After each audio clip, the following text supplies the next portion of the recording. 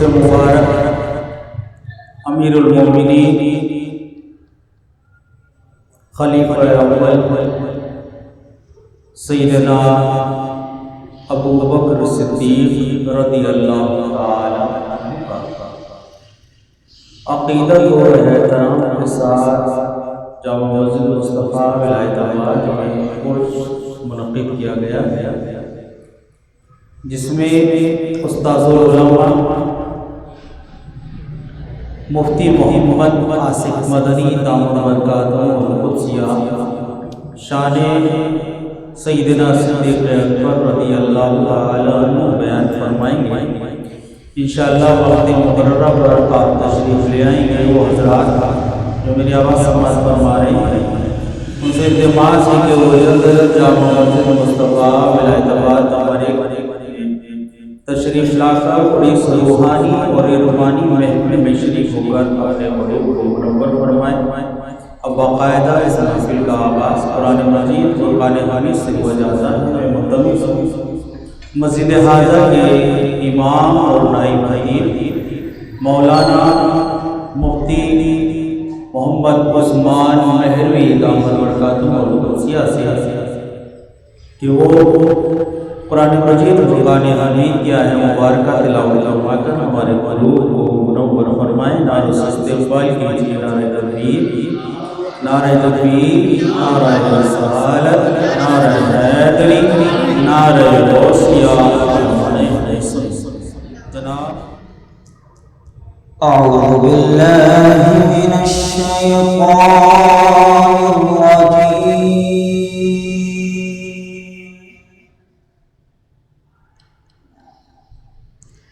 بسم اللہ الرحمن الرحیم،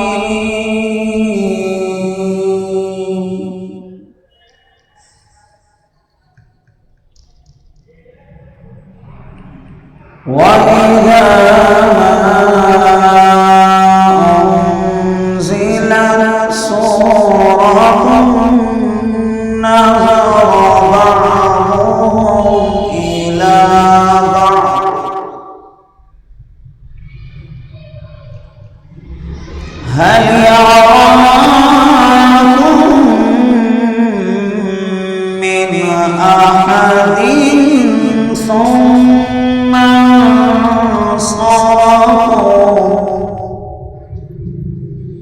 صرف الله قلوبهم بأنهم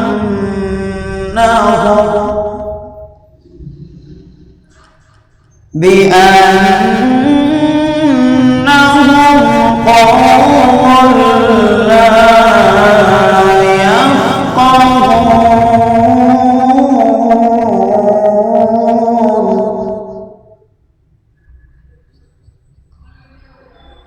لقد جاءكم رسول من أنفسكم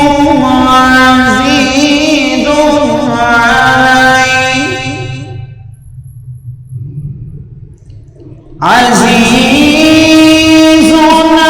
عليه ما عنتم حريص عليكم بالمؤمنين رؤوف رحيم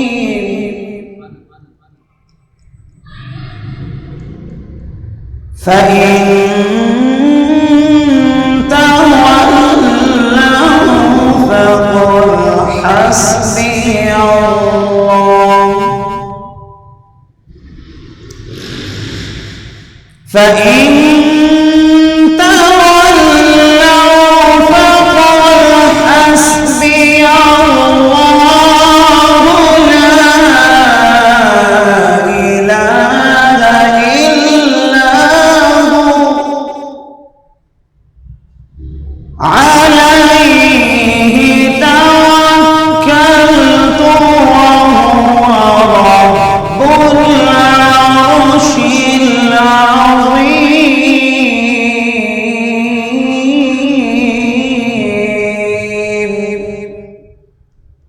عليه توكلت وهو رب العرش العظيم آمنت بالله صدق الله مولانا العظيم. بہت ہی خوبصورت انداز سے قرآن مجید کا نے حمید کیا ہے مبارک تلاوت کا ہمارے پورے عمر فرما رہے تھے، اور اس بابرکت محفل کا آغاز بھی قرآن مجید فرقان حمید سے ہوا. اللہ تعالیٰ سے دعا ہے کہ اللہ تعالیٰ ہمارے امام صاحب کی عمر میں صحت کے ساتھ برکتیں عطا فرمائے اور ان کو لہن داؤدی عطا فرمائے اور دل قرآن مجید فرقان حمید کی تلاوت خشوع و خضوع کرنے سے اللہ تعالیٰ توفیق و سعادت عطا فرمائے. الحمدللہ اس محفل کی رونق بنے مرشد کریم کے فرزند اصغر جناب مولانا محمد رضوان الحق صدیقی دامت قدسیہ محبوب کی محفل کو محبوب سجاتے ہیں، محبوب کی محفل کو محبوب سجاتے ہیں، آتے ہیں وہی جن کو سرکار بلاتے ہیں، اور وہ لوگ خدا شاہد قسمت کے سکندر ہیں، وہ لوگ خدا شاہد قسمت کے سکندر ہیں جو سرور عالم کا میلاد مناتے ہیں، جو سرور عالم کا میلاد مناتے ہیں. اسی اشعار کے ساتھ میں ملتمس ہوں رسالت آپ صلی اللہ علیہ وسلم کے حضور اپنا نذرانہ پیش کرنے کے لیے مرشد کریم کے فرزند اصغر جناب مولانا محمد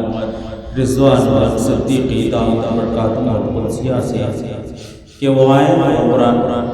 نعت رسول محمود صلی اللہ علیہ وسلم پیش فرما کر ہمارے قلوب کو منور فرمائیں. ایک مرتبہ پھر آپ حضرات سے ملتمس ہوں جو میری آواز سماعت فرما رہے ہیں کہ وہ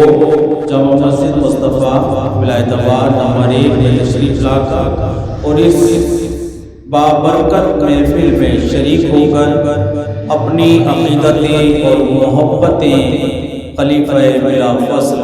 سیدنا صدیق اکبر رضی اللہ تعالی عنہ سے فرمائیں. اس محفل کو سجانے کا مقصد یہی ہے کہ آپ لوگ اور ہم سب اپنی عقیدتیں اور محبتیں جس محبت کا ہم دعویٰ کرتے ہیں اس کا عملی ثبوت جبھی ہم پیش کر سکتے ہیں جب ان کے اکرام میں ان کے احترام میں وہ محفلیں منعقد ہوں تو ان میں ہم شریک ہوں اور باادب محفل میں شریک ہو کر اپنی عقیدتیں اور محبتیں ان پر نچھاور فرمائیں. اللہ تعالیٰ سے دعا ہے کہ اللہ تعالیٰ اس محفل کو ہمارے لیے ذریعہ آخرت بنائے، اور اللہ تعالیٰ سے دعا ہے کہ جن کاوشوں کا یہ عزم لے کر انتظامیہ چل رہی ہے کہ وہی عزم ہے کہ جس کو 63 برس عملی ثبوت دیا اور اپنے عمل سے ہمارے مرشد نے یہ ثابت کیا کہ ہم پر جو ذمہ داری اللہ کے رسول نے نافذ کی ہے کہ میری امت خیر الامم ہے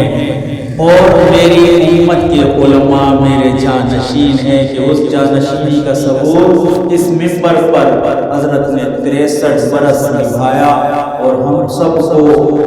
عشق مصطفیٰ صلی اللہ علیہ وسلم سے بہرامن فرمایا. اللہ تعالیٰ سے دعا ہے کہ ہماری مرشد کی قبر کو اللہ تعالیٰ اپنی رحمتوں اور انوار کی برسات سے منور فرمائے اور ان کا فیضان ہمیں تا قیامت بھی ہم پر جاری و ساری رہے. اللہ تعالیٰ ہم سب کو ادب اور احترام اور اکرام کے ساتھ محفل میں بیٹھنے کی توفیق عطا فرمائے. جناب مولانا محمد رضوان الحق صدیقی نعرہ تکبیر، نعرہ تکبیر، نعرہ رسالت، نعرہ رسالت، نعرہ حیدری، نعرہ حسین۔ جانو اپنے دامن میں درود پاک کے جگنو، سجا لو اپنے دامن میں درود پاک کے جگنو، اندھیری قبر میں ہم کو اجالے کی ضرورت ہے، اندھیری قبر میں ہم کو اجالے کی ضرورت ہے۔ صلی علی نبینا، صلی علی محمد، صلی علی شفیعنا، صلی علی محمد۔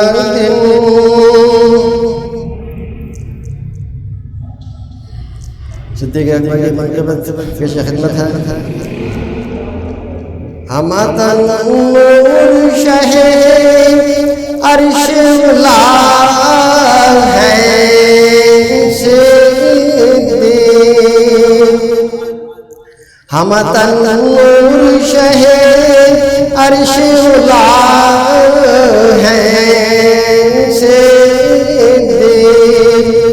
ہم تنور شہ عرش لا ہے صدیق، مدنی چاند کی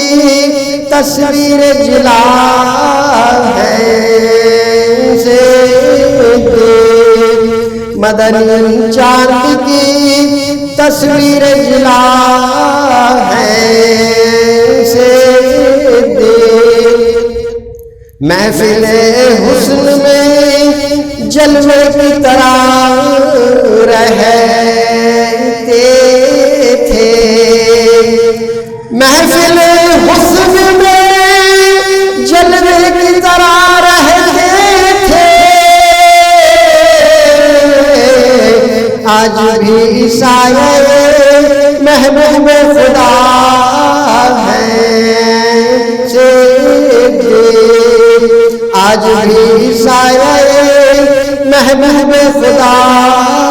ہے صدیق، لائے جبریل امین آپ پہ خالق کا سلام، لائے جبریل امین آپ پہ خالق کا سلام، کتنے مقبول خدا صلی اللہ ہیں صدیق،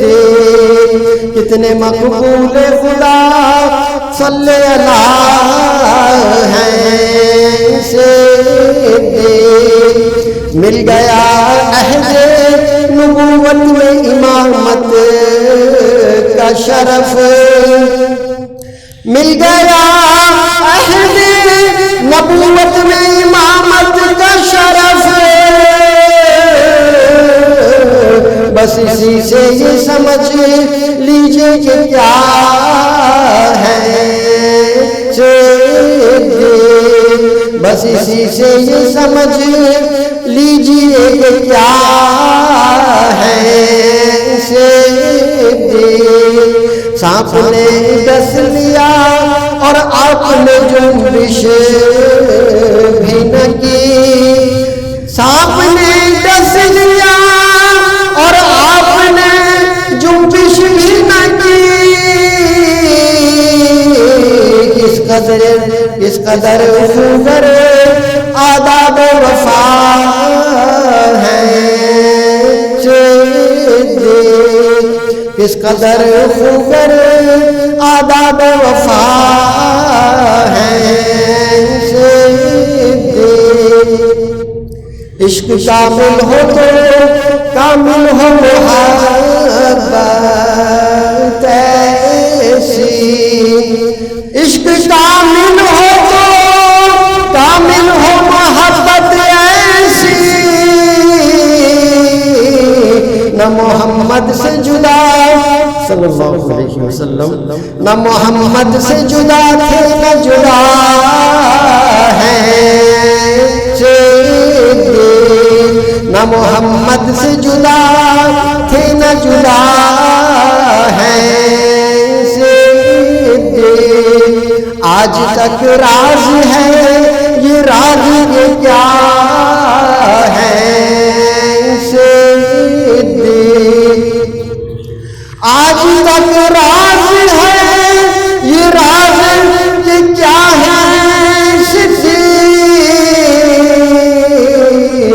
جتنا جو سمجھا ہے اس سے بھی سوا ہے جتنا جو سمجھا ہے اس سے بھی سوا ہے بتاؤں میں تجھے آج کے کیا ہے بتاؤں میں تجھے آج کے کیا ہے آئینہ خانہ ہستی کی جلا ہے آئینہ خانہ ہستی کی جلا ہے انبیاء لاکھوں شہید اور ولی ہیں لاکھوں انبیاء لاکھوں شہید اور ولی ہیں لاکھوں منصب صدق میں یکتا بخدا ہے منصب صدق میں یکتا بخدا ہے مصطفیٰ تاجور عرش کا ارشاد ہے یہ مصطفیٰ تاجور عرش کا ارشاد ہے یہ میرے دستور معظم بخدا ہے میرے دستور معظم بخدا ہے ہم تنور شہ عرش علا ہے مدنی چاند کی تصویر جلا ہے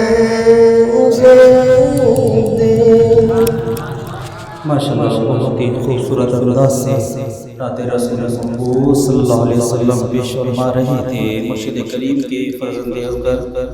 جناب حضرت اللہ مولانا محمد رضوان الحق صدیقی دامت برکاتہ القدسیہ کے دوران استاد العلماء حضرت علامہ مولانا مفتی محمد آصف مدنی دامت برکاتہ القدسیہ شریک محفل ہوئے انشاءاللہ چند لمحات میں آپ کے نورانی اور عرفانی بیان سے ہم اپنے قلوب منور فرمائیں گے عقیدت اور محبت کے ساتھ اپنے آقا و مولا صلی اللہ علیہ وسلم کی خوشنودی حاصل کرنے کے لیے درود پاک کا نذرانہ پیش کرنے صلی اللہ علیہ یا رسول اللہ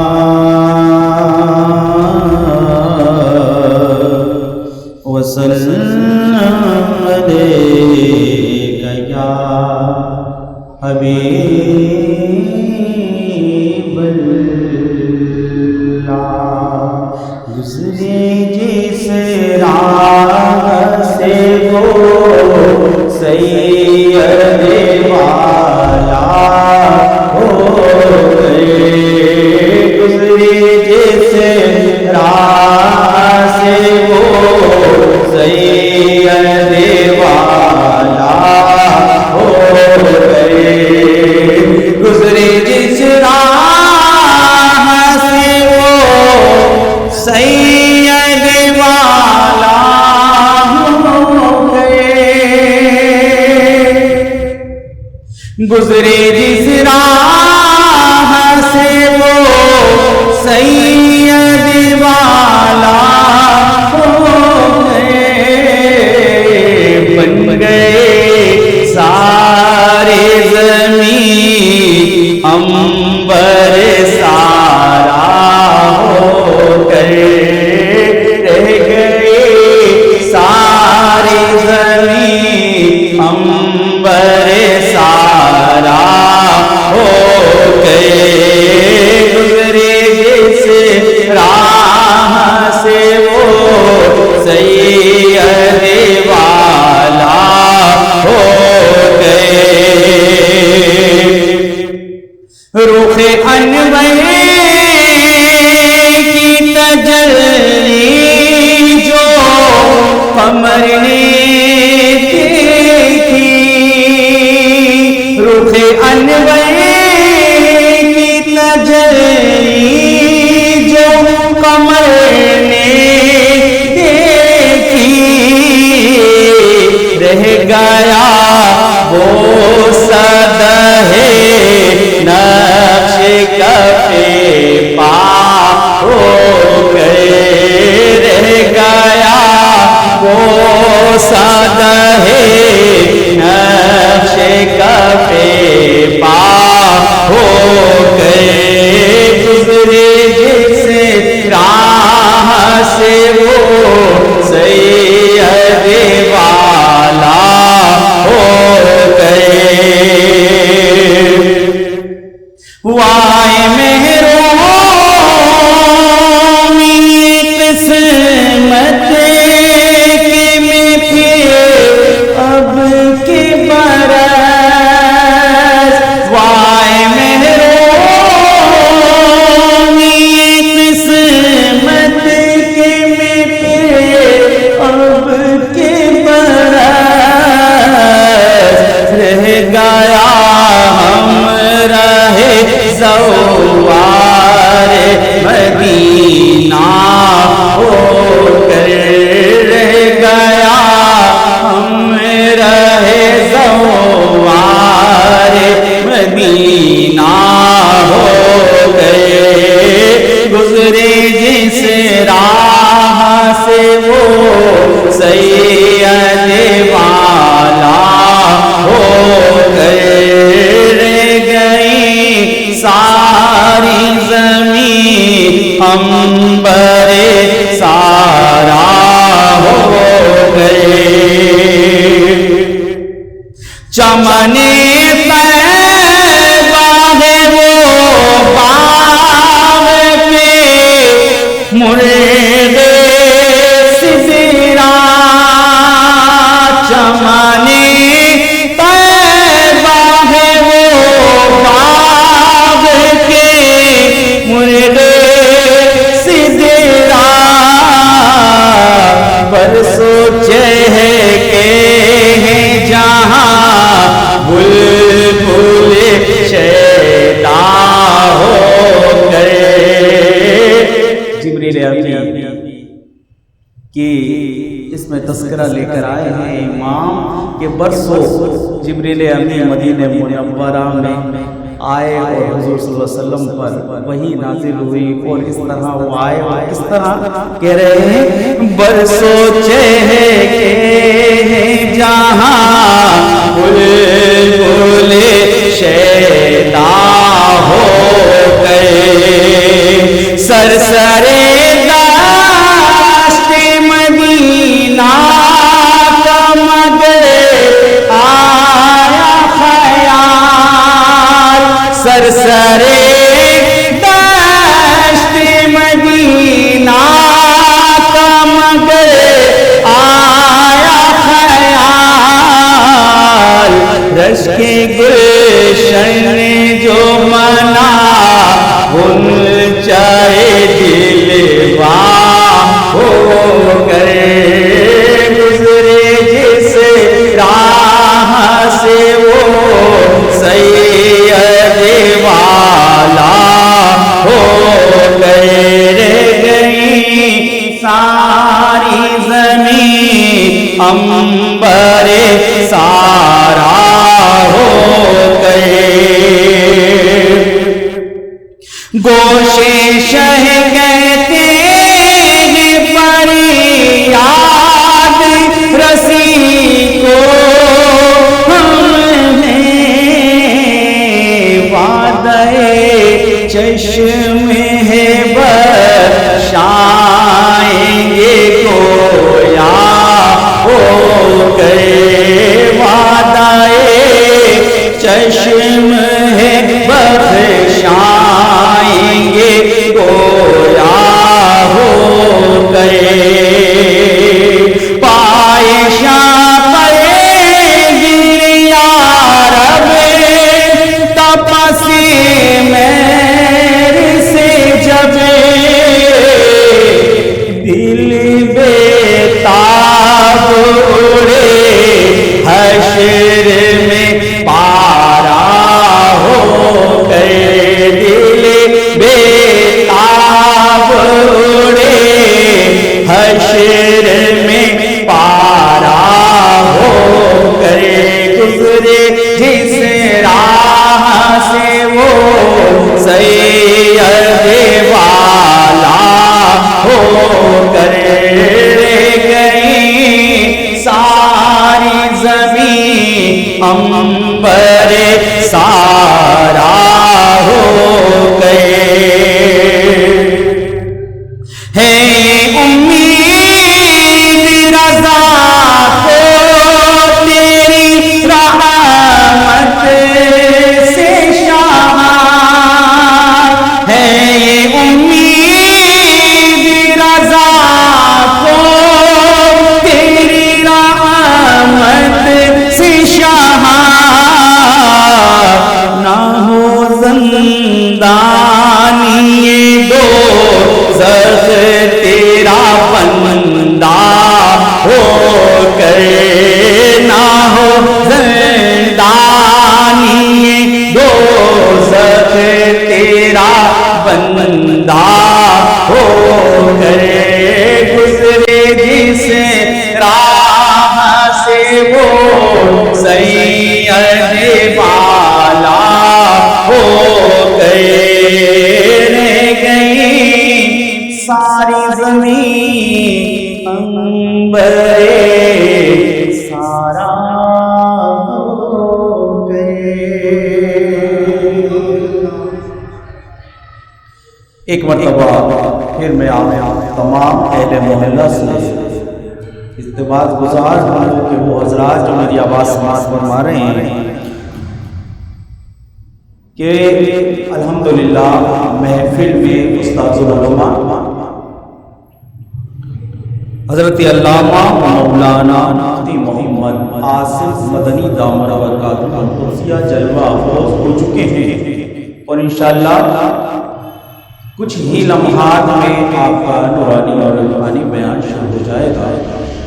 آج الحمدللہ ہماری اس محفل کو نسبت ہے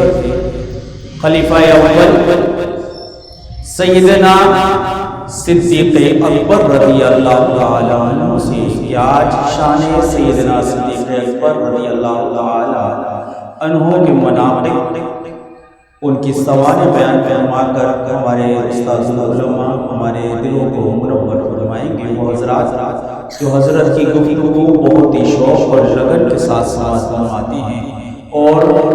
سوشل میڈیا کے ذریعے حضرت کی گفتگو بہت توجہ کے ساتھ سماعت کرتے ہیں۔ ہم ناظرین سے بھی التماس کرتے ہیں کہ وہ احترام و اکرام کے ساتھ اپنے اہل و عیال کے ساتھ ایک نشست پر بیٹھ کر احترام کے ساتھ اس گفتگو کو سماعت فرمائیں اور حاضرین جو ابھی تک حاضر نہیں ہوئے ہماری اس مجلس میں، اس التماس کے جلد جامع مسجد مصطفیٰ ولایت آباد نمبر 1 پاک کالونی کراچی میں تشریف لا کر اور اس بابرکت محفل میں شریک ہو کر اپنے قلوب کو منور و مجلہ فرمائے، کرم ہی کرتے رہے سایہ کرم رکھا، کرم ہی کرتے رہے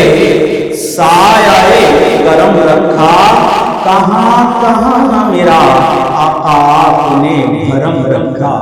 کہاں کہاں نہ میرا آپ نے بھرم رکھا، اور انہی کے حصے میں آئیں تمام جاگیریں، انہی کے حصے میں آئیں تمام جاگیریں، نبی کے عشق میں آنکھوں کو جس نے نم رکھا، نبی کے عشق میں آنکھوں کو جس نے نم رکھا، کہ قرآن کھائی اس خاک رہ گزر کی قسم، قرآن کھائی اس خاک رہ گزر کی قسم، جہاں جہاں میں سرکار نے قدم رکھا، جہاں جہاں میرے سرکار نے قدم رکھا، کرم ہی کرتے رہے سایہ کرم رکھا، کہاں کہاں نہ میرا آپ نے بھرم رکھا۔ نہ استقبال کیجیے استاد محترم مفتی محمد آصف مدنی دامت برکاتہ القدسیہ کا نعرہ تکبیر، نعرہ تکبیر، نعرہ رسالت، نعرہ رسالت، نعرہ حیدری، نعرہ غوثیہ، علماء اہل سنت۔ الحمدللہ رب العالمین، والصلاة والسلام علی سید الانبیاء والمرسلین، وعلى آله وأصحابه أجمعين، أما بعد فأعوذ بالله من الشيطان الرجيم، بسم الله الرحمن الرحيم، قال الله تبارك وتعالى في القرآن المجيد والفرقان الحميد، إن كنتم تحبون الله فاتبعوني يحببكم الله، صدق الله العلي العظيم وصدق رسوله النبي الأمين۔ قرآن مجید فرقان حمید کی ایک آیت مقدسہ جو بہت مشہور و معروف ہے، آپ کی خدمت میں تلاوت کی۔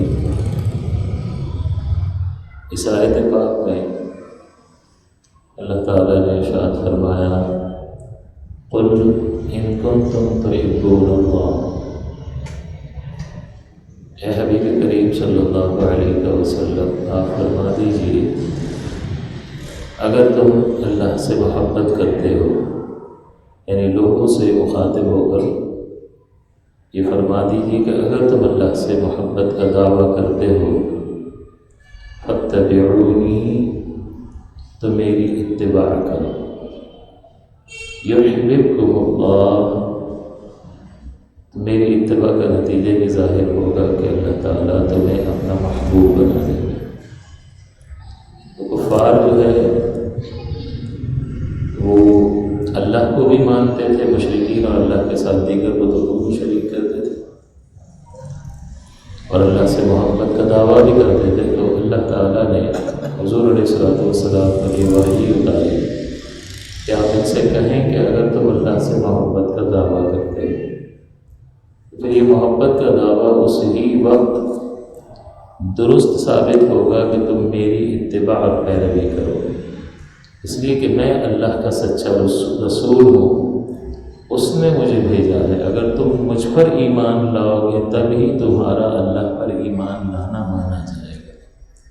اور اگر مجھ پر ایمان نہیں لاؤ گے تو پھر اللہ کو ماننا نہیں مانا جائے گا۔ اور نبی رحمت صلی اللہ علیہ وسلم نے اپنی نبوت کے ثبوت کے سلسلے میں کہ وہ اللہ کے رسول ہیں آپ نے معجزات پیش فرمائے۔ تو ایسا نہیں ہے کہ صرف آ کر یہ فرما دیا کہ میں اللہ کا رسول ہوں، بلکہ اپنے کردار سے بھی اپنی صداقت کو منوایا اور اپنے کردار سے اپنی امانت کو بھی منوایا۔ تو جو حضور اللہ کی طرف سے ایک پیغام پہنچا رہے تھے اس کے لیے صداقت بھی ضروری ہے کہ سچ بول رہے ہیں کہ اسی کی طرف سے آئے ہیں، کیونکہ جب یہ مان لیا جائے گا کہ اس کی طرف سے آئے ہیں تو پھر جو وہ فرمائیں گے کہ فلاں فلاں چیز مجھ پر اتری ہے، تم اس کو سیکھو اور اس کے مطابق اپنی زندگی کو ڈھالو۔ تو اگر وہ سچ پر مبنی نہ ہو اور کہنے والا سچا نہ ہو تو پھر تو وہ چیزیں ضائع ہو جاتی ہیں۔ تو کردار کے ذریعے سے رحمت کون صلی اللہ علیہ وسلم نے اپنی صداقت کا ثبوت پیش فرمایا اور امانت کا ثبوت پیش فرمایا کہ کفار جہاں پر ہر جگہ پر غفلت تھی، شرک تھا، بت پرستی تھی، ظلم تھا، جبر تھا، تکبر تھا، امانتوں میں خیانتیں تھیں، ایسے موقع پر اور جھوٹ عام تھا، ایسے موقع پر اگر کوئی شخص اپنی 40 سالہ زندگی گزارے ان لوگوں کے درمیان اور ایسا ستھرا کردار سامنے پیش کرے کہ ایسے لوگ کہ جو ان گناہوں میں ملوث ہیں اور اطراف کا سارا ماحول گندا ہے، گناہوں بھرا ہے، اللہ کی نافرمانی میں ملوث ہے، اس میں رہنے والے یہ لوگ رحمت دو عالم صلی اللہ علیہ وسلم کی سچائی کی گواہی دیتے ہیں کہ آپ صادق ہیں اور آپ امین ہیں، یعنی امانت دار ہیں کہ جو امانت آپ کے حوالے کی جاتی ہے آپ اس کی حفاظت فرماتے ہیں، اور جس نے امانت رکھوائی ہے جب وہ لینے کے لیے آتا ہے تو آپ اس کی امانت بعین ہی اس کو لوٹا دیتے ہیں۔ یہی وجہ ہے کہ رحمت دو عالم صلی اللہ علیہ وسلم کہ اس قدر دشمن جب ہو گئے اور حضور صلی اللہ علیہ وسلم کی جان کے در پہ ہو گئے اور حملہ کرنے کے لیے اور معاذ اللہ ثم معاذ اللہ آپ کو قتل کرنے کے لیے انہوں نے منصوبہ بندی کر لی اور گھر کے چاروں طرف گھیراؤ کر لیا کہ اب ہم حملہ کر کے معاذ اللہ محمد ابن عبداللہ صلی اللہ علیہ وسلم کو قتل کر دیں گے، کیونکہ ابو طالب کا انتقال ہو چکا تھا، وہ چچا تھے، وہ قبیلے کے سردار تھے، تو جب تک وہ پروٹیکشن تھی تب تک قریش کے دیگر قبیلوں کی ہمت نہیں ہوتی تھی کہ وہ حملہ کریں یا کوئی بھی نقصان پہنچائے۔ لیکن جب آپ کا وصال ہو گیا تو پھر اب پروٹیکشن بظاہر جو پروٹیکشن حاصل تھی اور سردار جو ہے آپس میں ایک دوسرے کا ان کا ایسا تعلق تھا کہ جس کی بنا پر وہ درگزر کرنا پڑتا تھا، چاہتے نہیں تھے لیکن کرنا پڑتا تھا، لیکن اب وہ پروٹیکشن ہٹ گئی تو انہوں نے حملے کا ارادہ فرما لیا۔ اور ایسے موقع پر حضور صلی اللہ علیہ وسلم نے 2 شخصیتوں پر بھروسہ فرمایا۔ ویسے تو سارے ہی صحابہ لائق بھروسہ ہیں،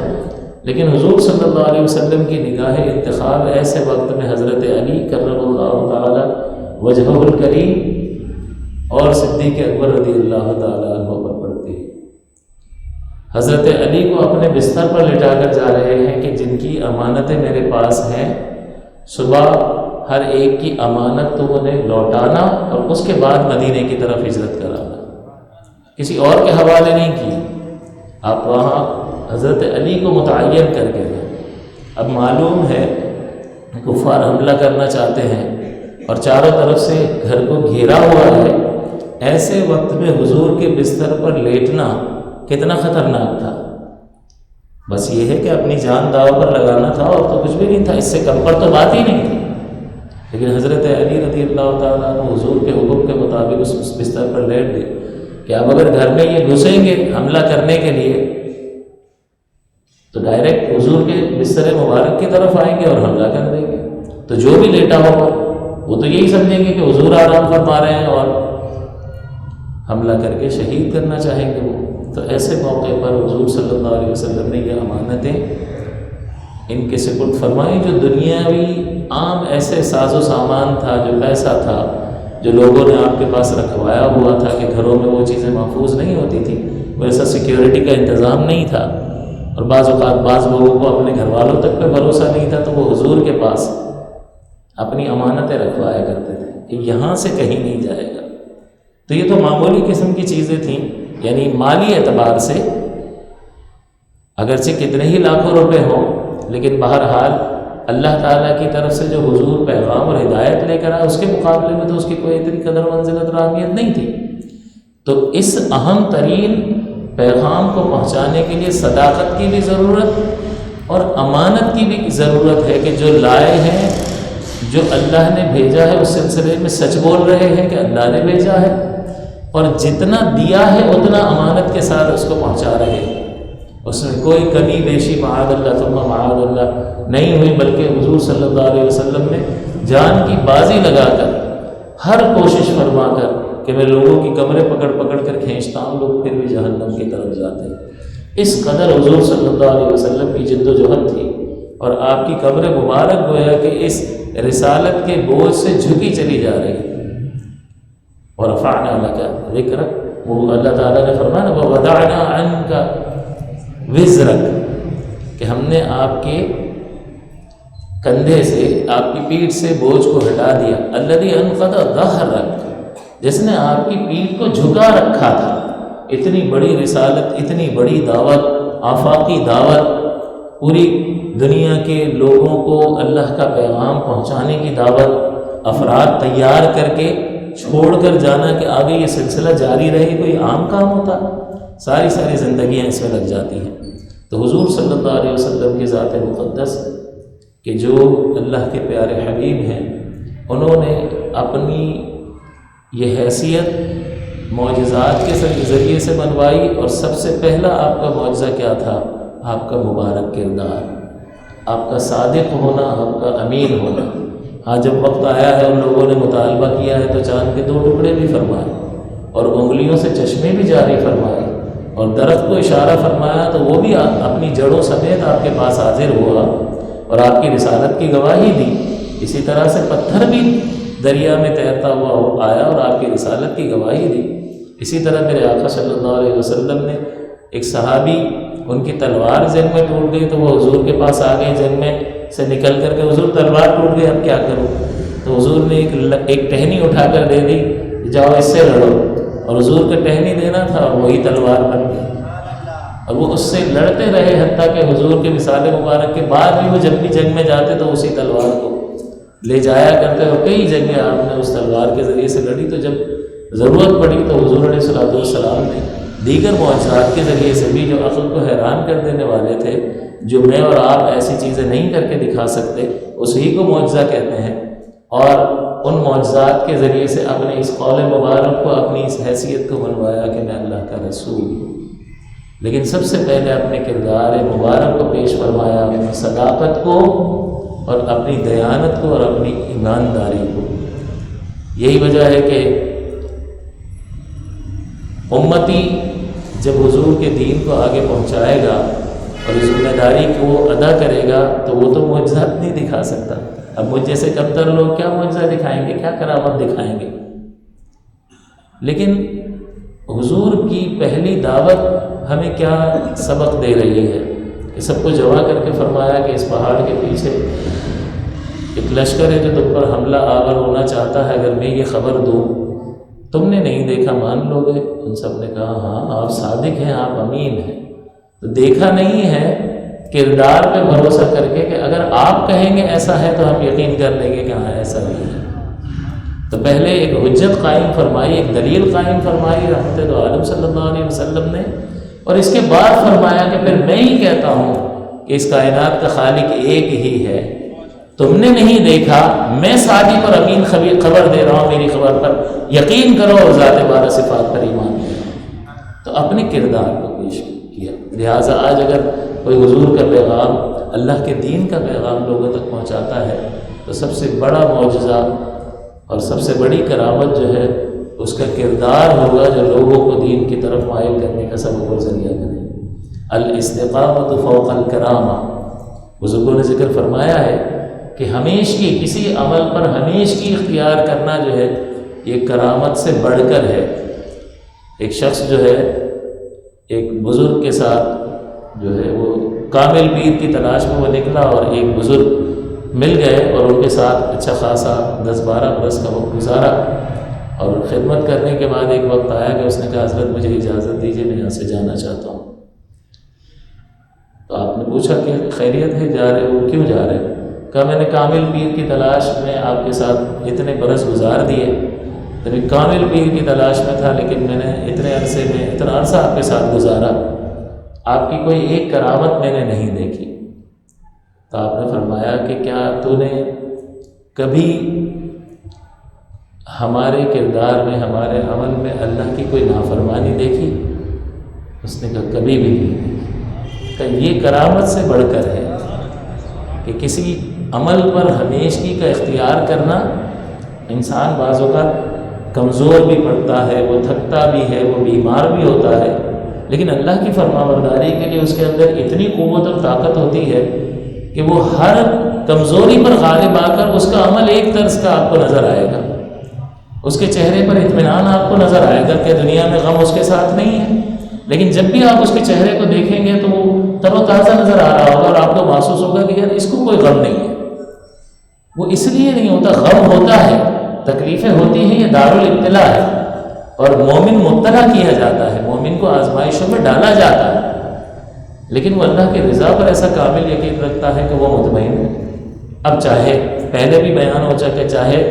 ظاہری طور پر کوئی نعمت ملے تب بھی خوش ہے، اور اللہ کی طرف سے کوئی آزمائش آ جائے تب بھی وہ خوش ہے، کیونکہ وہ تو مومن ہے. اور مومن یہ جانتا ہے کہ اللہ کی طرف سے سب کچھ ہے، اور اللہ تعالیٰ تو میرا دشمن نہیں ہے. جب میں نے یہ مانا تبھی میں مومن ہوا،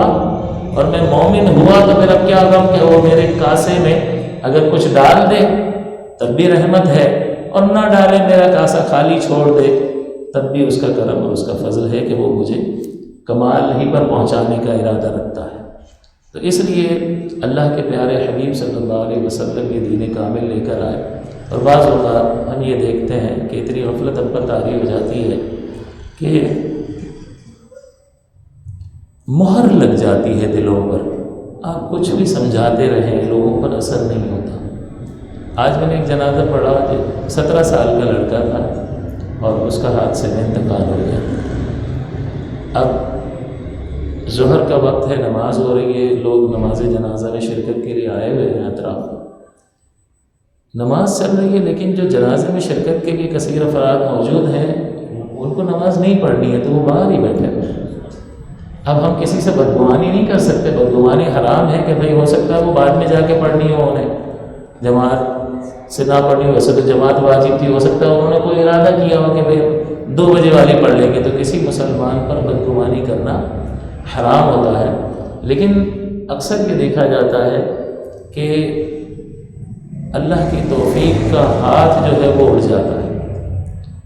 دعا کریں کہ اللہ تعالیٰ اس طرح سے اپنے بندے سے ہم سے ناراض نہ ہو جائے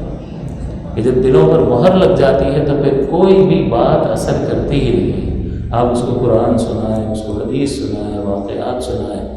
ان کی زندگی پر کوئی فرق نہیں پڑتا، اور یہ تباہی کا راستہ ہے. ختم اللہ علی قلوبہم، اللہ تعالیٰ نے کفار کے لیے فرمایا کہ مہر لگا دی. جب خط پر مہر لگ جاتی ہے، وہ سیل لگ جاتی ہے، تو اس کو کھول سکتا ہے کوئی؟ نہ اندر سے کوئی چیز باہر آئے گی اور نہ ہی باہر سے کوئی چیز اندر جائے گی. تو کفار کے بارے میں مہر کا بیان فرمایا تو جو گمراہی اندر دلوں میں راسخ ہو چکی تھی اب وہ باہر نہیں جائے، اور باہر سے کوئی ہدایت کی بات اندر داخل نہیں ہو سکتی. تو ہمیں اللہ کی پناہ طلب کرنی چاہیے کہ اللہ تعالیٰ اپنے حبیب کریم کے صدقے ہمیں اس مہر سے محفوظ فرمائے اور ہمیں استقامت کی دولت سے مالا مال فرمائے.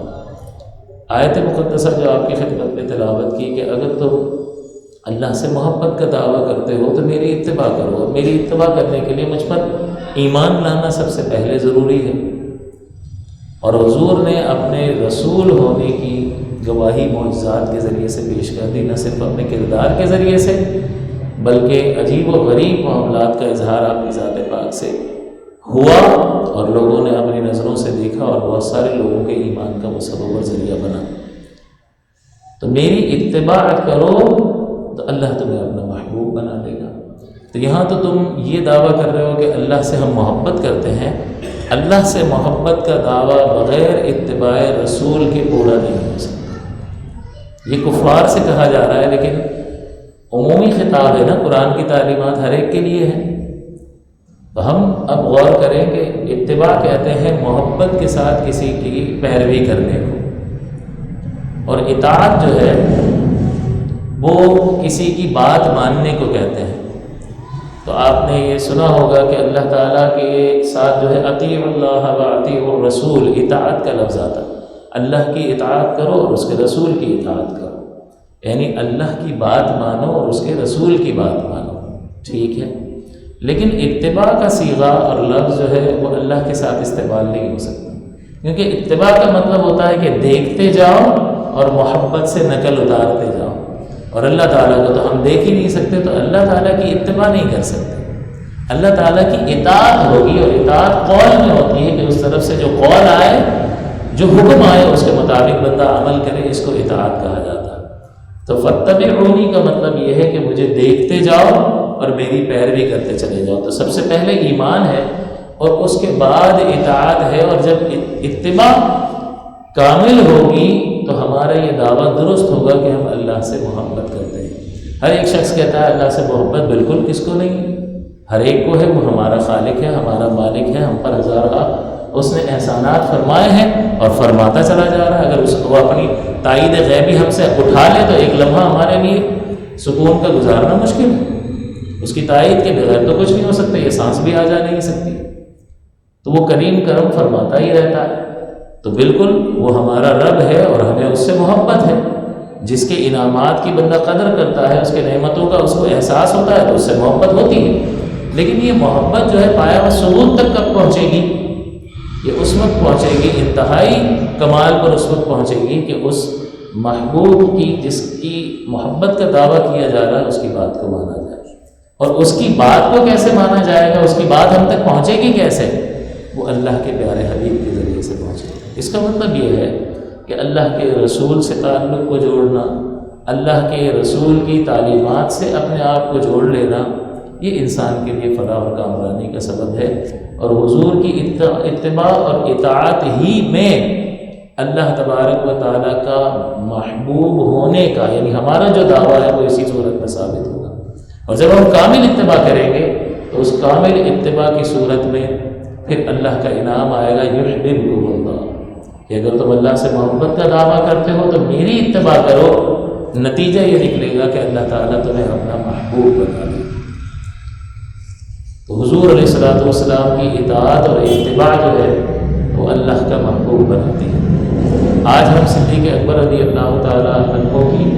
شان اقدس کو بیان کرنے کے لیے یہاں پر جمع ہوئے، تو اگر صدیق اکبر رضی اللہ تعالیٰ عنہ کی ذات پاک کو اس اعتبار سے دیکھا جائے کہ آپ میں حضور علیہ الصلوۃ والسلام کا کردار کس قدر نظر آتا تھا، آپ کی زبان پر حضور علیہ الصلوۃ والسلام کی سوچ اور فکر کس طرح سے بیان ہوتی بھی نظر آتی ہے، اور آپ کس طریقے سے حضور علیہ الصلوۃ والسلام کی فکر مبارک کو اختیار کیے ہوئے ہیں کہ صدیق اکبر کے ذہن مبارک میں فکر رسول ہی رچی بسی ہوئی ہے۔ یہ وہ کردار کی کیا پاکیزہ پن تھا کہ جو صدیق اکبر نے اختیار کیا، جس کا نتیجہ یہ ظاہر ہوا کہ سب سے اعلیٰ ترین شخصیت آپ قرار پائے،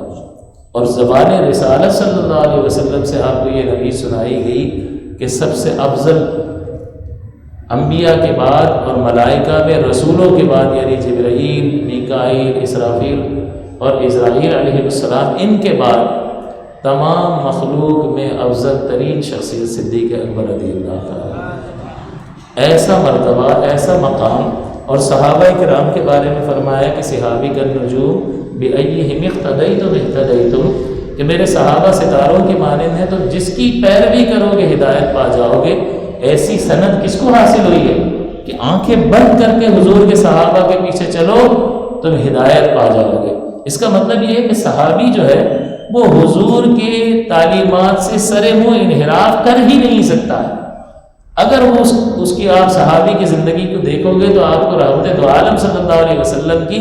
جھلک اس کی زندگی میں نظر آئے گی۔ یہ عام صحابیوں کا ذکر ہے، اسی طرح سے یعنی تمام صحابہ کا ذکر۔ اسی طرح حضور نے فرمایا کہ میرا صحابی ایک منٹ جو خیرات کر،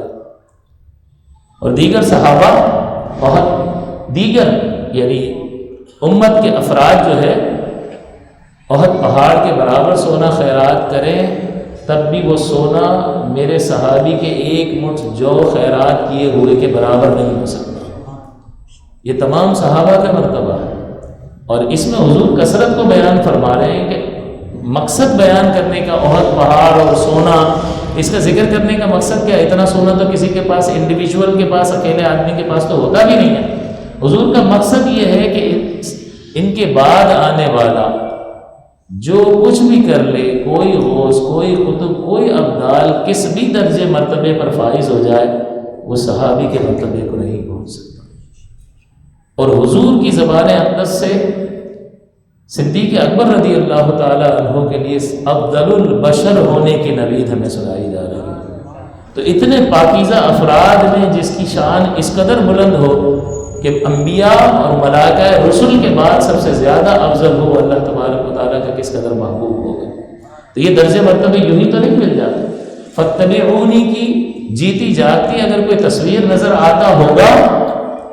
اور اس معاملے میں ہر ایک پر سبقت لے جاتا ہوا دکھائی دے گا، تب یہ مرتبے حاصل ہوں گے۔ تو اس کا مطلب یہ ہے کہ اگر کسی کا مقام اور مرتبہ بیان ہو جائے تو اس کے مقام اور مرتبے سے اس کے کردار کا پتہ چل جاتا ہے۔ جیسا کہ سورہ فاتحہ میں فرمایا اہدنا الصراط المستقیم، یا اللہ ہمیں سیدھا راستہ چلا۔ سیدھا راستہ کون سا ہے؟ صراط الذین انعمت علیہم، ان کا راستہ سیدھا راستہ ہے جن پر تو نے اپنا انعام فرمایا۔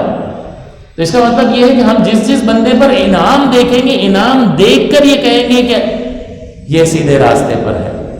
تو صدیق اکبر کے لیے اس قدر بلند مرتبہ بیان کیا جا رہا ہے کہ قرآن میں اللہ تعالیٰ سب سے بڑا متقی فرما رہا ہے، اور دوسرے مقام پر ارشاد فرماتا ہے ان اکرمکم عند اللہ اتقاکم، کہ تم میں سب سے زیادہ اللہ کے نزدیک عزت والا وہ ہے جو سب سے زیادہ متقی اور پرہیزگار ہے۔ یہ عمومی حکم بیان کیا کہ اللہ کی بارگاہ میں اگر عزت حاصل کرنا چاہتے ہو، اور حقیقتاً عزت وہی عزت ہے جو خالق کائنات کی بارگاہ میں حاصل ہو جائے۔ تو اگر اللہ کی بارگاہ میں مقام و مرتبہ حاصل کرنا چاہتے ہو تو اس کی بارگاہ میں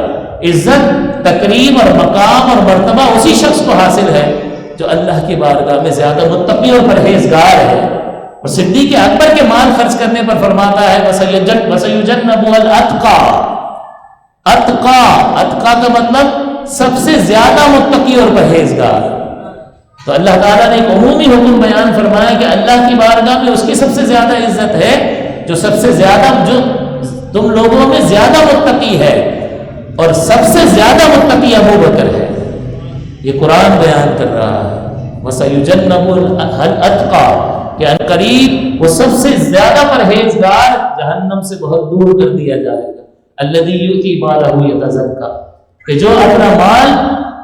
اس لیے دیتا ہے اللہ کی راہ میں کہ وہ پاک ہو جائے، ستھرا ہو جائے۔ وما لأحد عنده من نعمۃ تجزا، اور اس پر کسی کا کوئی احسان نہیں ہے جس کا بدلہ چکایا جا رہا ہے، الا ابتغاء وجہ ربہ الاعلی، مگر وہ تو اپنے اعلیٰ رب کی رضا چاہتا ہے، ولسوف یرضی، اور ان قریب اس کا رب اس سے راضی ہو جائے۔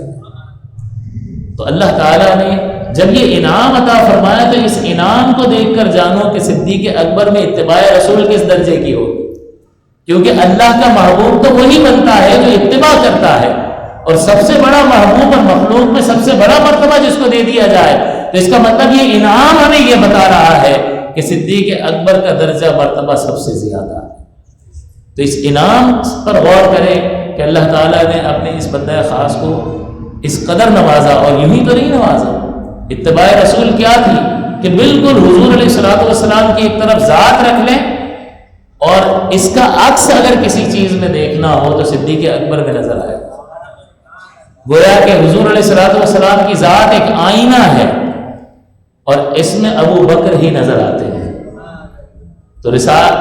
آئینہ رسالت کی صدیق اکبر رضی اللہ تعالیٰ عنہ کی زندگی کو دیکھا جائے تو حضور صلی اللہ علیہ وسلم پر جب پہلی وحی اتری تو آپ کی طبیعت خراب ناساز ہوئی اور آپ پریشان ہوئے۔ آپ نے حضرت خدیجہ الکبریٰ رضی اللہ تعالیٰ عنہا سے اس کا ذکر فرمایا، تو آپ نے جو جملے ارشاد فرمائے اس میں یہ تھا کہ اللہ تعالیٰ آپ کو کبھی بھی شرمندہ نہیں کرے گا، کیونکہ انک لتصل الرحمہ، آپ کی صفت یا رسول اللہ، آپ کی خوبی تو یہ ہے کہ آپ تو صلہ رحمی کرتے ہیں، آپ تو دلوں کو جوڑنے والے ہیں، وتحمل الکلہ،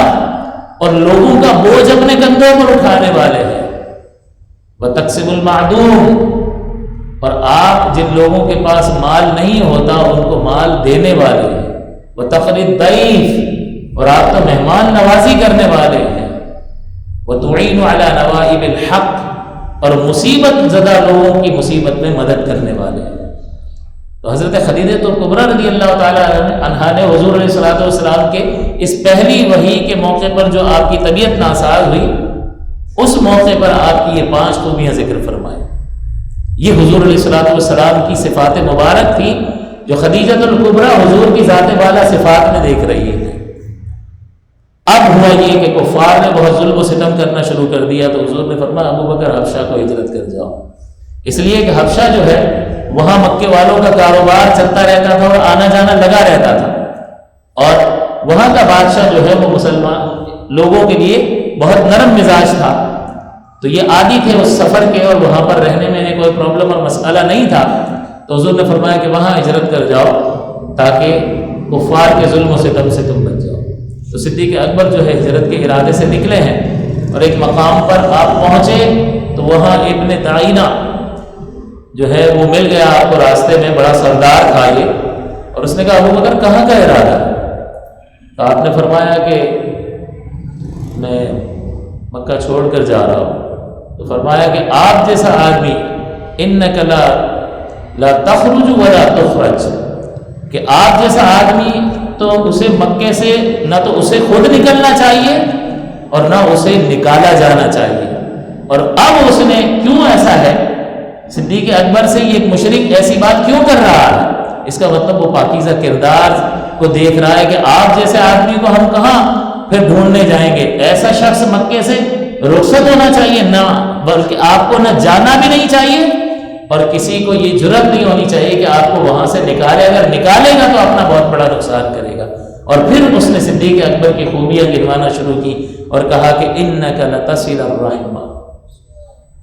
وہی صفت اور خوبی جو حضرت خدیجہ الکبریٰ نے حضور کی شان میں بیان کی کہ حضور آپ پریشان نہ ہوں، اللہ تعالیٰ کیونکہ ایک فرشتے کا اچانک آ جانا اور اس کا وحی اور وحی کا بوجھ جو تھا، اور پہلی بار تھا یہ معاملہ، تو حضور علیہ الصلوۃ والسلام کی ذات پاک پر یہ شاپ گزرا کہ وہ کلام مقدس جو پہاڑ پر نازل ہوتا، پہاڑ اللہ کی تجلی سے، اللہ کے کلام کی تجلی سے ریزہ ریزہ ہو جائے، تو قلب مصطفیٰ پر جو پہلی بار اترا ہوگا تو ظاہر سی بات ہے کہ اس کے کچھ اثرات تھے، جس کا ذکر جو ہے آپ نے حضرت خدیجہ الکبریٰ سے فرمایا۔ خدیجہ الکبریٰ فرماتی ہے کہ آپ فکر نہ کریں، آپ گھبرائیں نہیں، اللہ تعالیٰ آپ کو شرمندہ نہیں کرے گا۔ انک لتصل الرحمہ، پہلی صفت جو ذکر کی خدیجہ الکبریٰ نے حضور علیہ السلام کی، وہی وہ ابن دعینہ صدیق اکبر کی صفت ذکر کر رہا ہے کہ آپ جیسے آدمی کو نہ مکہ چھوڑ کر جانا چاہیے اور نہ کسی کو آپ کو وہاں سے نکالنا چاہیے، کیونکہ نکالنا سراسر مکے والوں کے حق میں نقصان دہ ہے۔ انک لتصل الرحمہ، کیونکہ آپ تو رشتوں کو اور تعلقات اور دلوں کو جوڑنے والے ہیں، آپ تو صلہ رحمی کرنے والے ہیں۔ وتحمل الکلہ، اور آپ لوگوں کا بوجھ اپنے کندھوں پر اٹھانے والے ہیں۔ وتکسب المعدوم، اور آپ کمزوروں کی اور جن کے پاس مال نہیں ہے ان کی مالی مدد کرنے والے ہیں۔ وتقری الضیف، اور آپ مہمانوں کی مہمان نوازی کرنے والے ہیں۔ وتعین علی نوائب الحق، اور کمزوروں کی ان کی مصیبت میں مدد کرنے والے ہیں۔ تو وہی 5 خوبیاں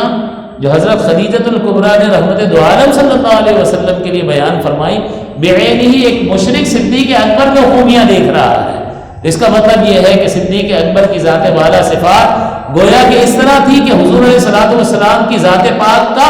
عکس آپ کی ذات میں نظر آتا تھا۔ خود حضور نے فرمایا کہ میں ابو بکر مجھ سے ہے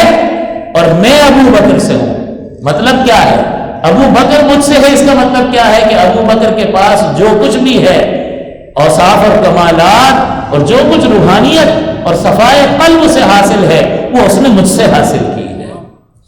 اور میں ابو بکر سے ہوں۔ اس کا مطلب کیا ہے کہ اب میرے کمالات کو اگر تمہیں دیکھنا ہو تو میرے کمالات کے ظہور کا مقام اور مظہر ابو بکر کی ذات ہے۔ ابو بکر مجھ سے ہے اور میں ابو بکر سے ہوں۔ تو وہی صفات جو خدیجہ الکبریٰ نے آپ نے بیان کی، وہی صفات ایک مشرک صدیق اکبر کے لیے بیان کر رہا ہے۔ وہ آپ کو واپس لے کر آیا کہ میں آپ کی گارنٹی دوں گا، آپ کو کوئی گارنٹی لوں گا، آپ کو کوئی ہاتھ نہیں لگائے گا۔ تو وہ لے کر آیا اور کفار مکہ کے سرداروں سے بات کی، کہا میں نے امان دی ہے۔ تو اس کی امان کی وجہ سے پھر صدیق اکبر رضی اللہ تعالیٰ عنہ کو کوئی پریشان نہیں کرتا تھا، لیکن انہوں نے بھی یہ کنڈیشن رکھی کہ جو بھی عبادت کرنی ہے اپنی بند کمرے میں کریں گے. لیکن تھوڑے عرصے کے بعد ہی حضرت صدیق اکبر کی ایمانی غیرت اس بات کی اجازت نہیں دے رہی تھی آپ کو، اور آپ نے اپنے گھر کے صحن میں ہی مسجد بنا لی. اور جب آپ قرآن کی تلاوت کیا کرتے تھے تو خشیت الہی آپ کے دل پر اس قدر غالب رہتی تھی کہ قرآن کی تلاوت میں زاروں قطار رویا کرتے تھے. اور اتنی بہترین آپ کی آواز تھی، ایسا سوز و گداز آپ کی آواز میں تھا کہ اس آواز میں جب آپ تلاوت کرتے تھے تو قریب سے کفار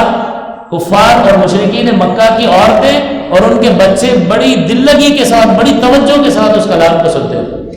کفار کو یہ چیز پسند نہیں آئی، مشرکین کو، اور انہوں نے کہا بھائی ابن دعینہ یہ معاہدہ توڑ رہے ہیں، انہوں نے مسجد یہاں بنا لی ہے اور اب اعلانیہ عبادت کر رہے ہیں، اور یہ جس طریقے سے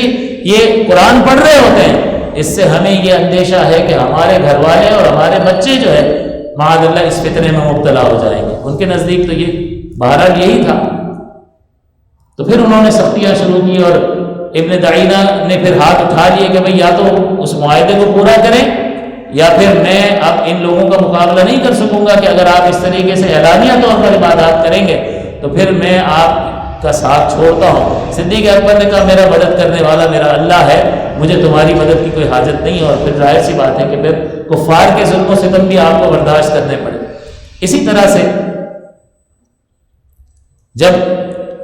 صلح حدیبیہ ہوا تو حضرت عمر رضی اللہ تعالیٰ عنہ نے حضور کی بارگاہ میں عرض کیا کہ حضور اتنی سخت اور کڑی شرائط آپ نے قبول کر لی کافروں کی اور معاہدہ کر لیا، حضور کیا ہم حق پر نہیں ہیں؟ اب صدیق اکبر ایک جلالی شخصیت ہے، شیطان جس کو دیکھ کر بھاگ جاتا ہو،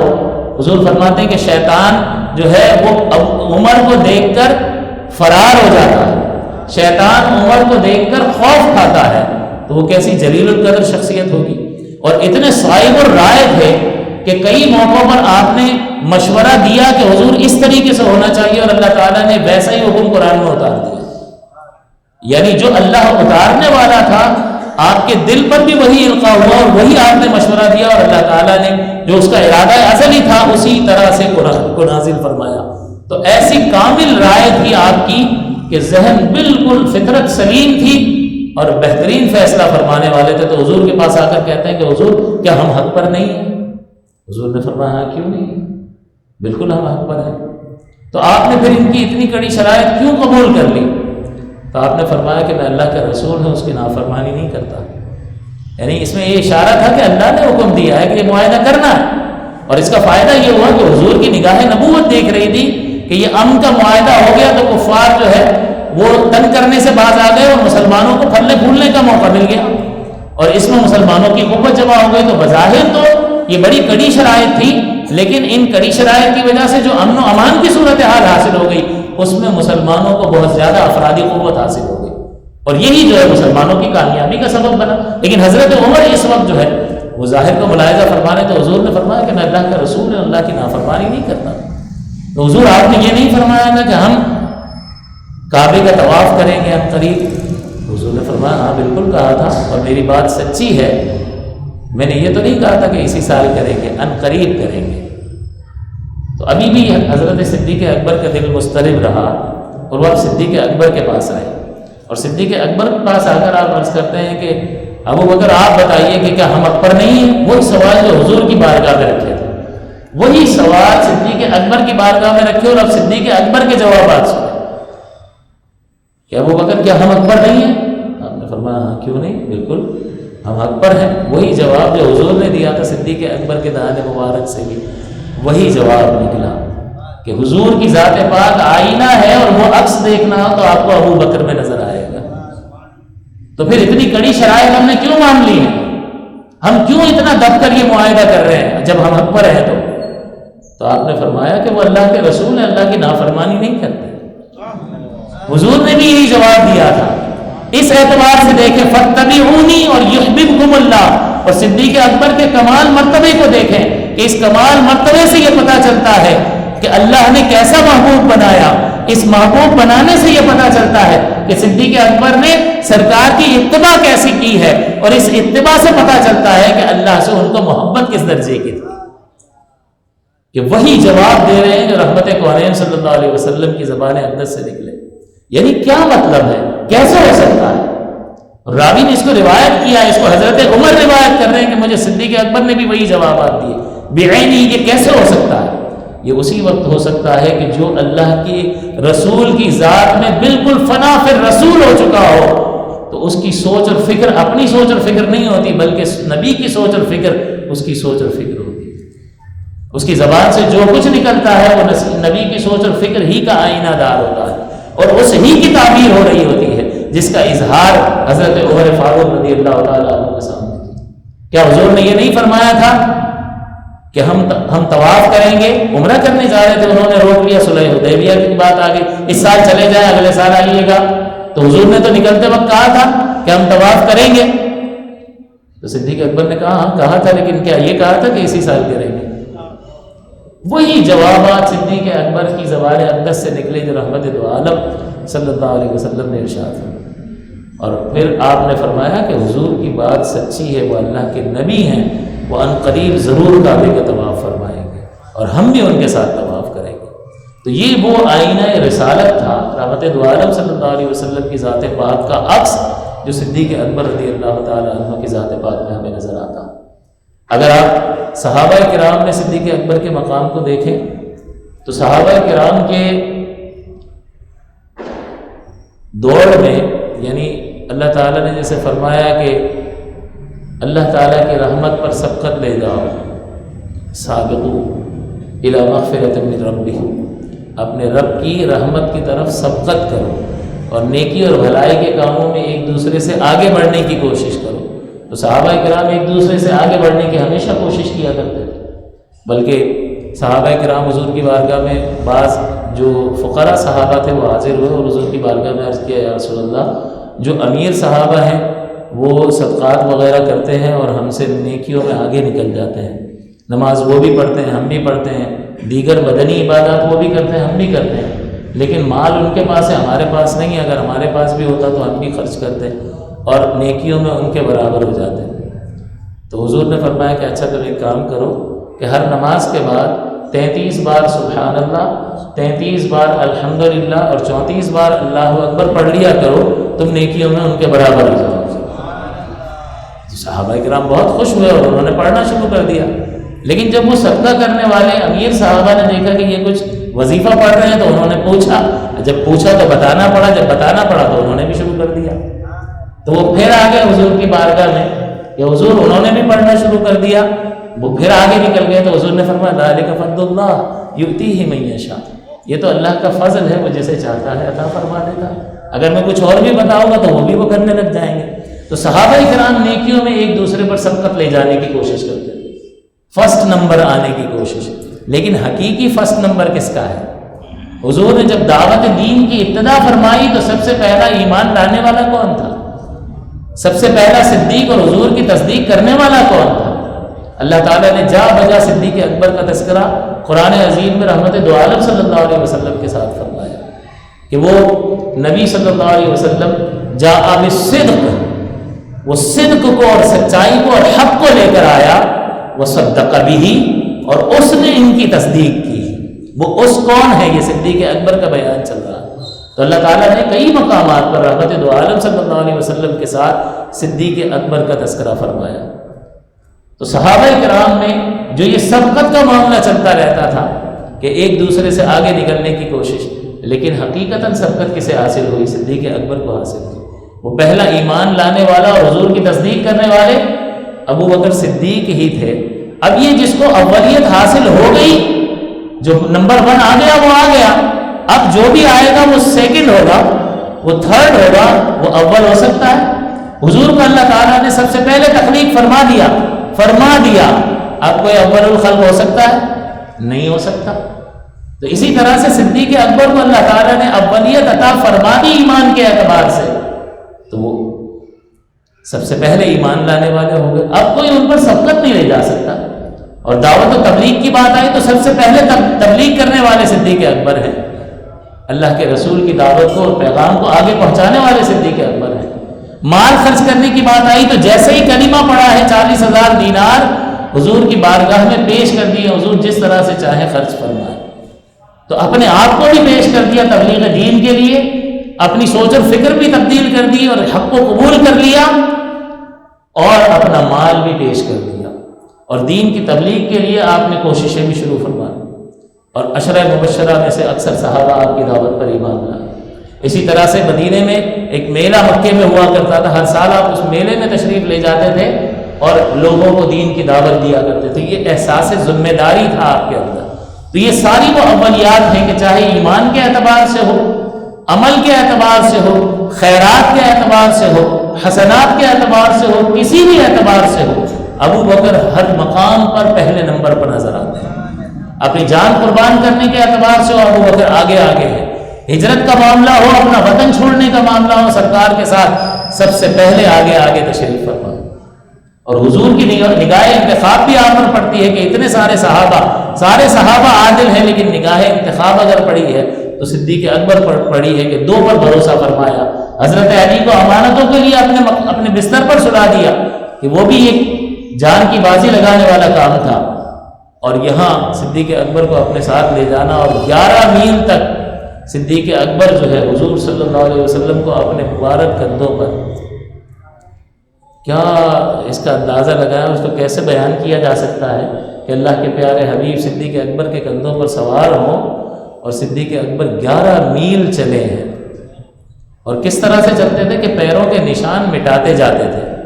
کیونکہ ظاہر سی بات ہے کہ وہ ڈھونڈتے ہوئے آئیں گے تو پیر کے نشان سے پہنچیں گے،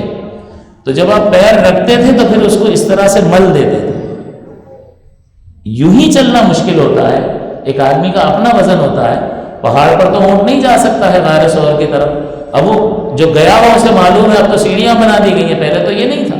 وہ پہاڑ کس طرح سے چڑھنا ہے اور حضور کو کوئی تکلیف نہ پہنچے، حضور کو اپنے کندھے پر سوار کر کے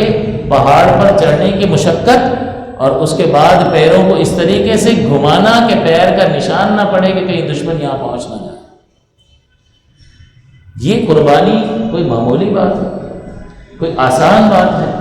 یہ کیا صدیق اکبر کی حضور علیہ الصلوۃ والسلام کے ساتھ کمال محبت کا اظہار نہیں؟ تو ہر ایک معاملے میں صدیق اکبر آگے نظر آتے ہیں۔ یہی وجہ ہے کہ جب صدیق اکبر رضی اللہ تعالیٰ عنہ اور حضرت عمر کے درمیان میں ایک بار ناراضگی ہو گئی، تھوڑا سا جھگڑا ہو گیا، صدیق اکبر حضور کے پاس آیا کہ آج یہ معاملہ ہوا ہے اور وہ حضرت عمر جو ہے وہ مجھ سے ناراض ہے، تو حضور کے چہرے پر جلال کے آثار نمایاں نظر آ رہے ہیں۔ حالانکہ حضرت عمر کی شان کس قدر بلند ہے کہ حضور کی زبان اقدس خود فرماتی ہے کہ میرے بعد لو کان بعدی نبی لکان عمر، اگر میرے بعد کوئی نبی ہوتا تو عمر ہوتا۔ اس کا مطلب یہ ہے کہ جو صفات اور خوبیاں اور کمالات اور کردار کا ستھرا پن کسی نبی میں ہوتا ہے وہ عمر میں ہے، اور اس کی گواہی کوئی عام آدمی نہیں دے رہا، اللہ کے حبیب دے رہے ہیں، اور اللہ کے حبیب بغیر وحی کے کلام کرتے ہیں۔ اللہ تعالیٰ انہیں خبر دے رہا ہے کہ عمر کا مقام رضی اللہ تعالیٰ اللہ کی بارگاہ میں کیا ہے۔ تو حضور کا چہرہ جو ہے جلال سے سرخ ہو گیا، اتنے میں حضرت عمر بھی تشریف لے آئے، اور آپ سمجھ گئے اور آپ نے کہا حضور غلطی میری تھی، آپ نے اعتراف کر لیا۔ تو حضور پھر بھی ناراض رہے اور سختی فرمانے لگے کہ جس وقت میں نے دین کی دعوت شروع کی تھی اس وقت تم لوگوں نے مجھے جھٹلایا تھا، ابو بکر نے میری تصدیق کی تھی، اس نے اپنی جان کے ساتھ میری غمگساری کی ہے، اس نے اپنے مال کے ساتھ میری مدد کی ہے، اور اب تم میرے سارے ان کو چھوڑنا چاہتے ہو۔ یہ 4 جملے حضور نے ارشاد فرمائے کہ جب میں دین کی دعوت دے رہا تھا تو تم مجھے چھوڑ کر چلے گئے تھے، تم نے مجھے جھٹلایا تھا، ابو بکر نے میری تصدیق کی تھی۔ یہ زبان رسالت سے ابو بکر کے حق میں یہ کلمات نکل رہے ہیں، اور حضور ناراضگی کا اظہار جو ہے حضرت عمر پر فرما رہے ہیں، جن کا خود مقام زبان رسالت سے اس قدر بلند ہے کہ نبی کی صفات جو ہونی چاہیے وہ آپ میں موجود ہیں۔ اس کا مطلب یہ ہے کہ ابو بکر سے اگر عمر بھی ناراض ہو جائے تو حضور اس سے ناراضگی کا اظہار فرماتے ہیں جو ابو بکر سے ناراض ہے۔ تو جو ابو بکر سے ناراض ہے رحمت دو عالم اس سے ناراض ہے، تو حضور نے حضرت عمر سے ناراضگی کا اظہار فرمایا اور حضرت عمر نے پھر معافی مانگی۔ توجہ طلب امر یہ ہے کہ رحمت دو عالم صلی اللہ علیہ وسلم کی بارگاہ میں صدیق اکبر رضی اللہ تعالیٰ عنہ کا کس قدر بلند مقام و مرتبہ۔ اللہ تعالیٰ نے سورہ والضحیٰ اور سورہ واللیل جو ہے یہ ایک ساتھ اتری ہیں، پہلے واللیل ہے اور اس کے بعد والضحیٰ ہے۔ اور سورہ والضحیٰ میں کفار نے ایک اعتراض کیا رحمت دو عالم صلی اللہ علیہ وسلم پر کہ کچھ عرصے تک حضور علیہ الصلوۃ والسلام پر وحی کا سلسلہ اللہ تعالیٰ نے بند فرما دیا. اب جس پر اللہ کا یہ پاک کلام اترتا ہو اس پر یہ وحی کا سلسلہ تھوڑے عرصے کے لیے رک جائے تو وہ اس کی تکلیف کو وہ خود ہی جانتا ہے. تو حضور پر کتنا گراں گزرتا ہوگا یہ. اور کفار نے یہ کہنا شروع کر دیا کہ ودع محمدا ربہ وکلہ، کہ چھوڑ دیا محمد صلی اللہ علیہ وسلم کو اس کے رب نے اور وہ اس سے ناراض ہو گیا کیونکہ وحی نہیں آ رہی، کیونکہ کچھ بتا نہیں رہے. بتاتے ہیں تو اس کا مطلب آیا ہوتا ہے تو بتاتے ہیں کہ آئی ہے وحی اور بتا رہے ہوتے ہیں. اب اتنے عرصے سے کچھ بتا نہیں رہے، اس کا مطلب آ نہیں رہا تو اس کا مطلب ہے کہ اس کا رب سے ناراض ہو گیا اور اس کو چھوڑ دیا. تو اللہ تعالیٰ نے اس اعتراض کو گوارا نہیں کیا اور سورہ والضحیٰ اتاری اور حضور صلی اللہ علیہ وسلم کے سینہ اقدس پر اس کا جو بوجھ پڑا اور حضور کو جو ان کے جملوں سے تکلیف ہوئی اور آپ کو جو اذیت پہنچی تو اللہ تعالیٰ اس تکلیف کو کس طرح سے دور فرما رہا. والضحیٰ واللیل اذا سجا ما ودعک ربک وما قلی. یوں بھی ہو سکتا تھا نا کہ وحی آ جاتی اور ان کا اعتراض ختم ہو جاتا اور اللہ تعالیٰ کوئی حکم نازل فرما دیتا. نہیں، حکم نہیں اتارا بلکہ وحی اتاری، ان کے اعتراض کو ختم کیا اور اپنے حبیب کی تعریف فرما رہا ہے. والضحیٰ واللیل اذا سجا، اس چہرہ روشن کی قسم اور ان زلفوں کی قسم وہ جب وہ چہرے انور پر چھا جائے. اللہ تعالیٰ اس وحی کے سلسلے کو جو موقوف تھا شروع بھی فرما رہا ہے تو حضور کی تحسین فرما رہا ہے. حضور کی گویا کہ آپ کے اوصاف جمیلہ کو بیان فرما رہا ہے. والضحیٰ واللیل اذا سجا.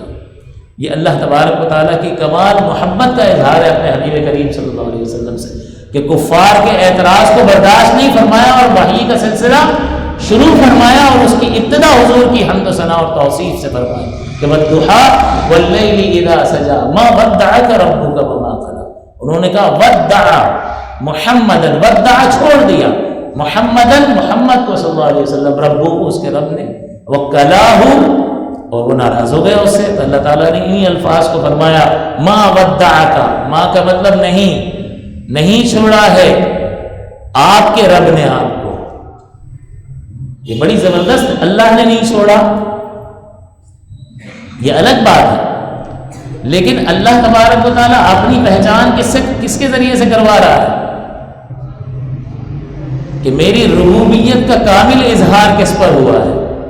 اگر کائنات میں سب سے زیادہ کمال والی کوئی ذات ہے،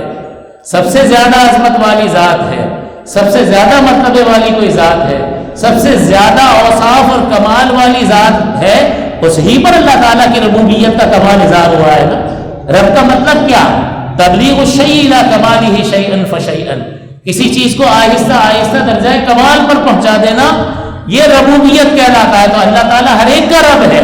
ہر ایک کو تخلیق فرمایا اور ہر ایک کو کمال پہ پہنچایا، ہر ایک کو خوبیاں اور کمالات عطا فرمائے.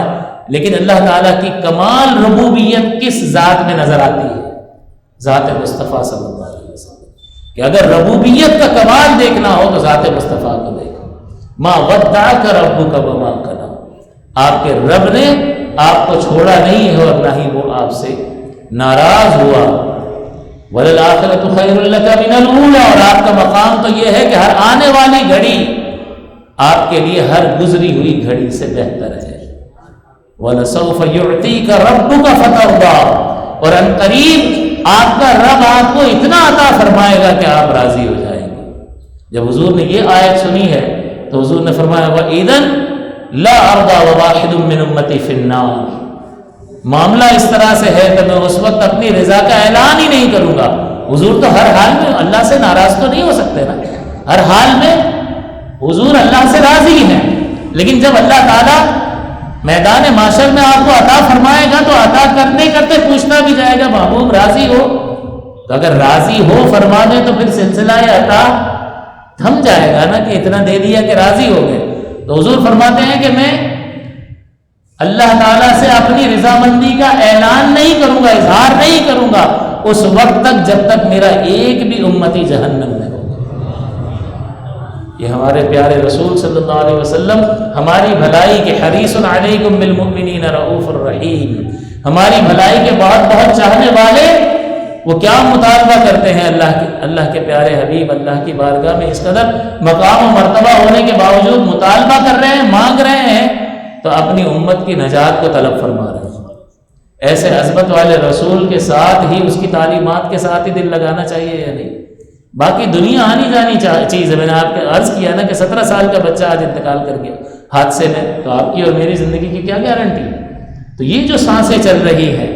اس میں اس محمد عربی صلی اللہ علیہ وسلم سے جڑ جانا چاہیے نا، کہ وہ ایک محمد عربی صلی اللہ علیہ وسلم کائنات میں ہم سے سب سے زیادہ محبت فرمانے والے ہیں۔ میدان محشر میں بھی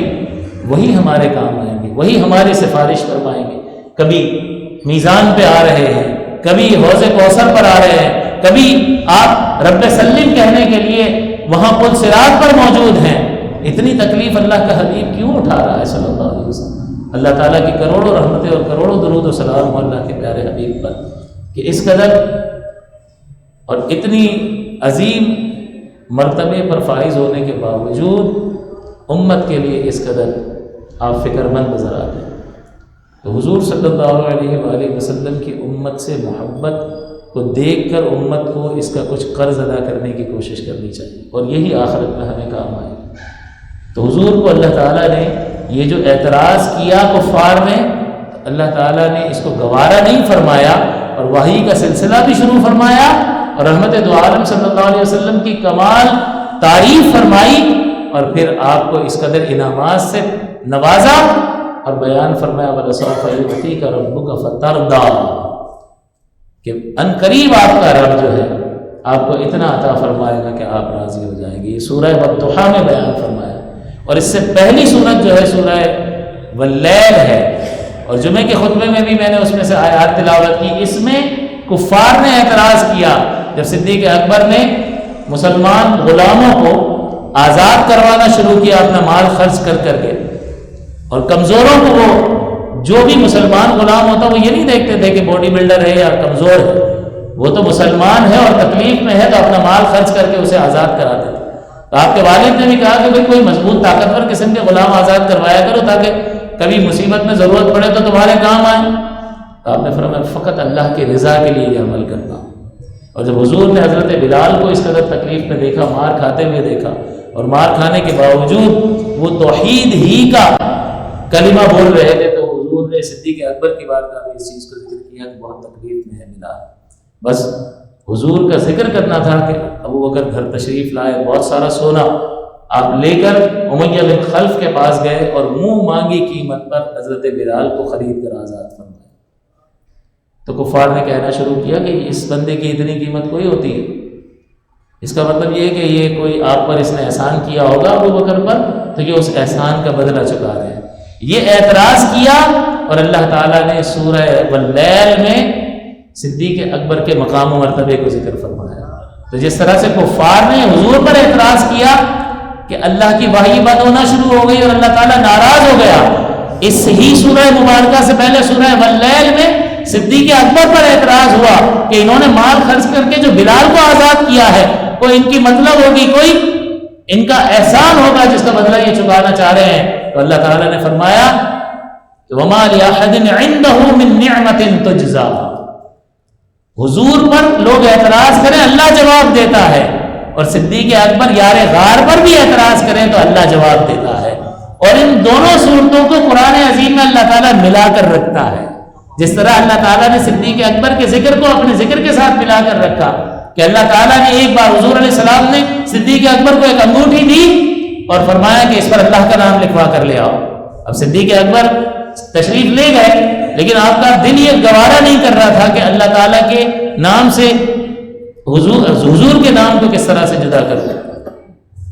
تو آپ نے حضور کا نام بھی انگوٹھی پہ لکھوا دیا۔ جب حضور کی بارگاہ میں یہ انگوٹھی پیش کی اور حضور نے ملاحظہ فرمایا تو اس پہ اللہ، محمد اور ابو بکر لکھا ہوا تھا۔ تو حضور نے فرمایا میں نے صرف اللہ کا نام لکھنے کے لیے کہا تھا اور تم نے یہ تینوں نام لکھ دیے۔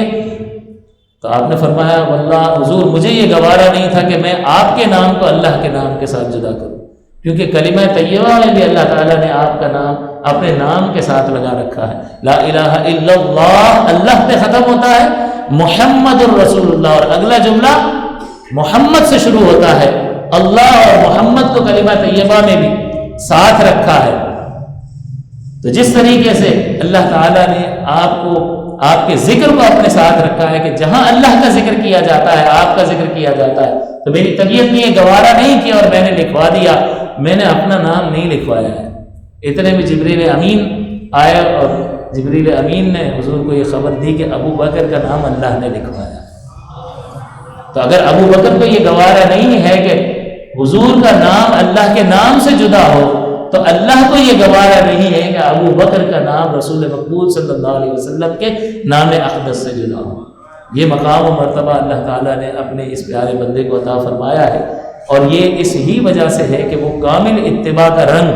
آپ کی ذات پاک میں نظر آتا ہے۔ اور یہاں اس آیت مقدسہ میں جہاں حضور کے لیے کلمات تحسین اللہ تعالیٰ نے بیان فرمائے، یہاں پر بھی اسی طرح سے فرمایا کہ وَمَا لِأَحَدٍ عِنْدَهُ مِن نِعْمَةٍ تُجْزَى، کہ وہ کوئی احسان نہیں ہے کسی کا جسے چکا رہے ہو، إِلَّا ابْتِغَاءَ وَجْهَ رَبِّهِ الْأَعْلَى، بلکہ اللہ کی رضا کے طلبگار ہے، وَلَسَوْفَ يَرْضَى، ان قریب ان کا رب ان سے راضی ہو جائے گا۔ تو جو حضور کے لیے کلمات آ رہے ہیں وَلَسَوْفَ يُعْطِيكَ رَبُّكَ فَتَرْضَى، جو رضا کا اعلان یہاں پر کیا جا رہا ہے صدیق اکبر کے لیے بھی وَلَسَوْفَ يَرْضَى، کہ ان قریب صدیق اکبر کا رب ان سے راضی ہو جائے گا۔ تو ہمیں یہ دیکھنا چاہیے کہ اس قدر مقام و مرتبہ جو آپ کو عطا ہوا وہ حضور کی کامل اتباع کی وجہ سے، اور اتباع اور نقل اتارنا اور کسی کے نقش قدم پر چلنا بغیر محبت کے نہیں ہو سکتا۔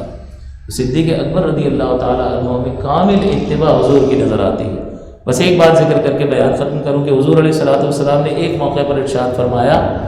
کہ آج کسی نے روزہ رکھا ہے؟ صدیق اکبر نے کہا جی حضور میں نے رکھا ہے۔ آج کوئی جنازے میں شریک ہوا ہے؟ صدیق اکبر نے فرمایا حضور میں شریک ہوا ہوں۔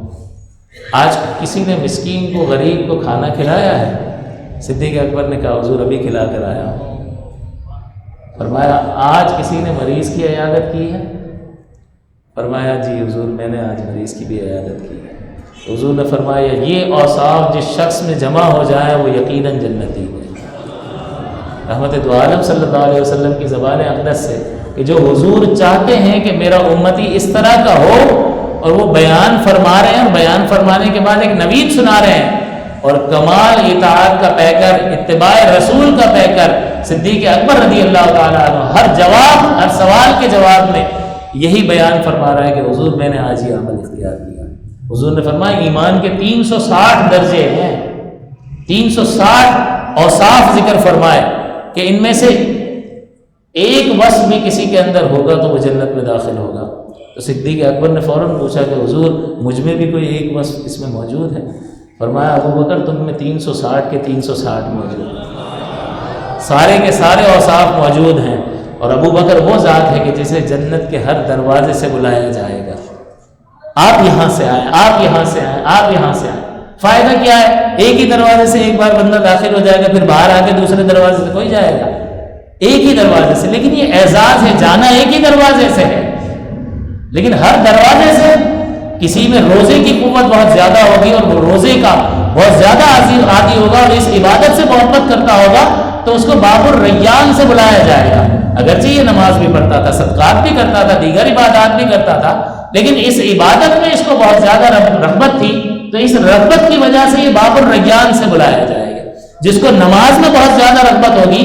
وہ نماز کے دروازے سے بلایا جائے گا، جس کو صدقات میں اور لوگوں کے لیے بھلائی کے کام کرنے میں بہت زیادہ رغبت ہوگی وہ اس دروازے سے بلایا جائے گا۔ تو جس میں جس عمل کی زیادہ قوت ہوگی، زیادہ رغبت پائی جائے گی، وہ اس دروازے سے بلایا جائے گا، اور صدیق اکبر کو جنت کے ہر دروازے سے بلایا جائے گا۔ اس کا مطلب یہ ہے کہ جس قدر احکام اللہ نے عطا فرمائے ہیں، صدیق اکبر رضی اللہ تعالیٰ عنہ کی ذات ان تمام احکام شرعیہ میں کمال رغبت رکھتی ہے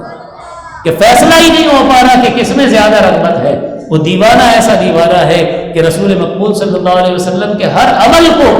دل و جان سے تسلیم کرتا ہے۔ حضور کے وصال کے بعد بھی حضور علیہ الصلوۃ والسلام نے رومیوں سے مقابلے کے لیے ایک لشکر ترتیب دیا، اسامہ بن زید کو اس لشکر کا امیر بنایا اور لشکر کو بھیجنے سے پہلے حضور کا وصال ہو گیا۔ اب مسئلہ یہ ہے کہ اندرونی خلفشار، بہت سارے لوگ مرتد ہو گئے، اسلام سے انکار کر بیٹھے، اور اندرونی جو ہے وہ مسائل شروع ہو گئے۔ تو اب اہل نظر افراد نے صدیق اکبر کو مشورہ دیا کہ ابھی اتنا بڑا لشکر باہر نہیں بھیجنا چاہیے، اندر ضرورت ہے، کہیں اندر ہی بغاوت ہو گئی نا تو ان کو سنبھالنا مشکل ہو جائے گا، لہٰذا اس لشکر کو باہر نہیں بھیجنا چاہیے۔ صدیق اکبر نے بیان فرمایا کہ جس لشکر کو حضور نے ترتیب دیا اور حضور جس لشکر کو بھیجنے کا حکم فرما چکے، اگر سارے مسلمان ابو بکر سمیت شہید ہو جائیں تب بھی یہ لشکر باہر جائے گا۔ یہ حضور کی اتباع کا عالم تھا کہ حضور نے ایک حکم دے دیا ہے، اب حالات جو بھی ہوں یہ لشکر تو جائے گا۔ اور اس کا فائدہ یہ حاصل ہوا کہ جب یہ لشکر آپ نے روانہ فرمایا تو باہر جو استاد میں بیٹھے تھے کہ کسی طریقے سے کوئی خلفشار پیدا کریں اور کوئی بدنظمی اور فساد پیدا کریں، ان پر یہ دھاک اور روب بیٹھ گیا کہ پتہ نہیں کتنے فوجی ہیں ان کے پاس کہ اتنا بڑا لشکر بھیج دیا تو اور اندر کتنے ہوں گے۔ تو ایسا روب اللہ تعالیٰ نے ان کے دلوں پر طاری ہو گیا کہ حضور علیہ الصلوۃ والسلام کے اس فرمان مبارک پر عمل کرنے کی یہ برکت ظاہر ہوئی کہ کوئی فساد برپا نہیں ہوا، کسی جانب سے کوئی حملہ نہیں ہوا، اور صدیق اکبر کا حضور کے دہن مبارک سے نکلی ہوئی بات کا پورا کرنا کہ تمام مسلمان اور ابو بکر سمیت تمام مسلمان اگر شہید ہو جائے تب بھی یہ لشکر ضرور اپنی منزل تک جائے گا۔ تو یہ اتباع کامل آپ کے طرز عمل میں نظر آتی ہے، جس کا لازمی سی بات ہے کہ یہ نتیجہ نکلنا تھا کہ یحببکم اللہ، اللہ تعالیٰ نے انہیں اپنا محبوب بنا لیا۔ تو کسی نے کیا خوب کہا ہے کہ یا رسول اللہ کہ وہ خدا کا محبوب بنے جو تمہیں چاہے۔ اتباع کیسے ہوگی؟ اتباع حضور کی محبت میں حضور کی پیروی کرنے کا نام اتباع ہے۔ اللہ کا محبوب بنے جو تمہیں چاہے، اس کا تو کچھ بیان ہی نہیں، تم جسے چاہو۔ تو اس کے مقام و مرتبے کو کون بیان کر سکتا ہے کہ جسے سرکار دو عالم صلی اللہ علیہ وسلم پسند فرما رہے ہوں اور انہیں ان کے بارہا ان کے مراتب کو بیان کر رہے ہوں۔ صحابہ سے پوچھو تو صحابہ کہتے ہیں ابو بکر سے حضور نے ایک بار مجلس میں ذکر کیا کہ اللہ نے اپنے بندے کو دو چیزوں میں سے، دنیا اور آخرت میں سے ایک چیز کے اختیار کرنے کا اختیار دیا، اور اللہ کے اس بندے نے آخرت کو اختیار کر لیا۔ صحابہ نے سنا اور کچھ بھی نہیں اثر ہوا ان پر کہ ٹھیک ہے حضور نے ایک خبر دی ہے غیبی، تھوڑا وضاحت فرمائیں گے تو پتہ چل جائے گا کیا کہنا چاہ رہے ہیں، لیکن صدیق اکبر رونا شروع ہو گیا۔ صحابہ نے کہا اس میں رونے کی کون سی بات ہے، اللہ تعالیٰ نے اپنے بندے کو دنیا اور آخرت میں ایک چیز کا اختیار دیا اور اس نے آخرت کو چن لیا۔ تو یوں بھی ہو سکتا ہے نا کہ نیکی اور بدی سامنے رکھی اور اس نے آخرت کو چن لیا، نیکی کو چن لیا۔ لیکن صدیق اکبر نے فرمایا کہ اس سے مراد حضور کی ذات پاک ہے، کہ حضور پر پیش کیا گیا ہے کہ دنیا میں رہنا چاہتے ہیں مزید یا اب آنا چاہتے ہیں، تو اللہ کے بندے نے آخرت کو چن لیا۔ اس کا مطلب یہ ہے کہ اب حضور ہم سے رخصت ہونے والے ہیں۔ تو حضرت ابو سعید خدری فرماتے ہیں کہ ابو بکر اعلمنا، ابو بکر اعلمنا، ابو بکر ہم میں سب سے زیادہ علم والے ہیں۔ جب بیعت کا مسئلہ آیا یا حضور علیہ السلام ایک موقع پر ایک معاہدہ کروانے کے لیے کہیں تشریف لے گئے اور نماز کا وقت ہو گیا یہاں مدینے میں، تو حضرت بلال حضرت صدیق اکبر کے پاس تشریف لائے اور کہا کہ حضرت آپ امامت فرمائیں۔ یعنی اتنے سارے صحابہ موجود ہیں لیکن نگاہ انتخاب صحابہ کی بھی اگر پڑتی ہے تو حضرت ابو بکر صدیق پر پڑتی ہے کہ آپ امامت فرمائیں۔ حضرت عبداللہ ابن عمر فرماتے ہیں کہ حضور کے دور مبارک میں ہم سب سے بہتر ابو بکر سے افضل کسی کو سمجھتے ہی نہیں تھے، اور ہم سے جب بھی حضور کے دور مبارک میں ہم اعلانیہ کہتے تھے کہ اگر امت میں سب سے کوئی افضل ہے تو وہ ابو بکر ہے۔ حضرت محمد بن حنفیہ جو حضرت علی کے بیٹے ہوں کہتے ہیں کہ میں نے اپنے والد حضرت علی سے پوچھا رضی اللہ تعالی عنہ کہ اس امت میں سب سے زیادہ افضل کون ہے؟ حضرت علی نے بلا تعمل ایک لمحہ لگائے بغیر فرمایا ابو بکر، پھر پوچھا کہ ان کے بعد کون ہے تو فرمایا عمر۔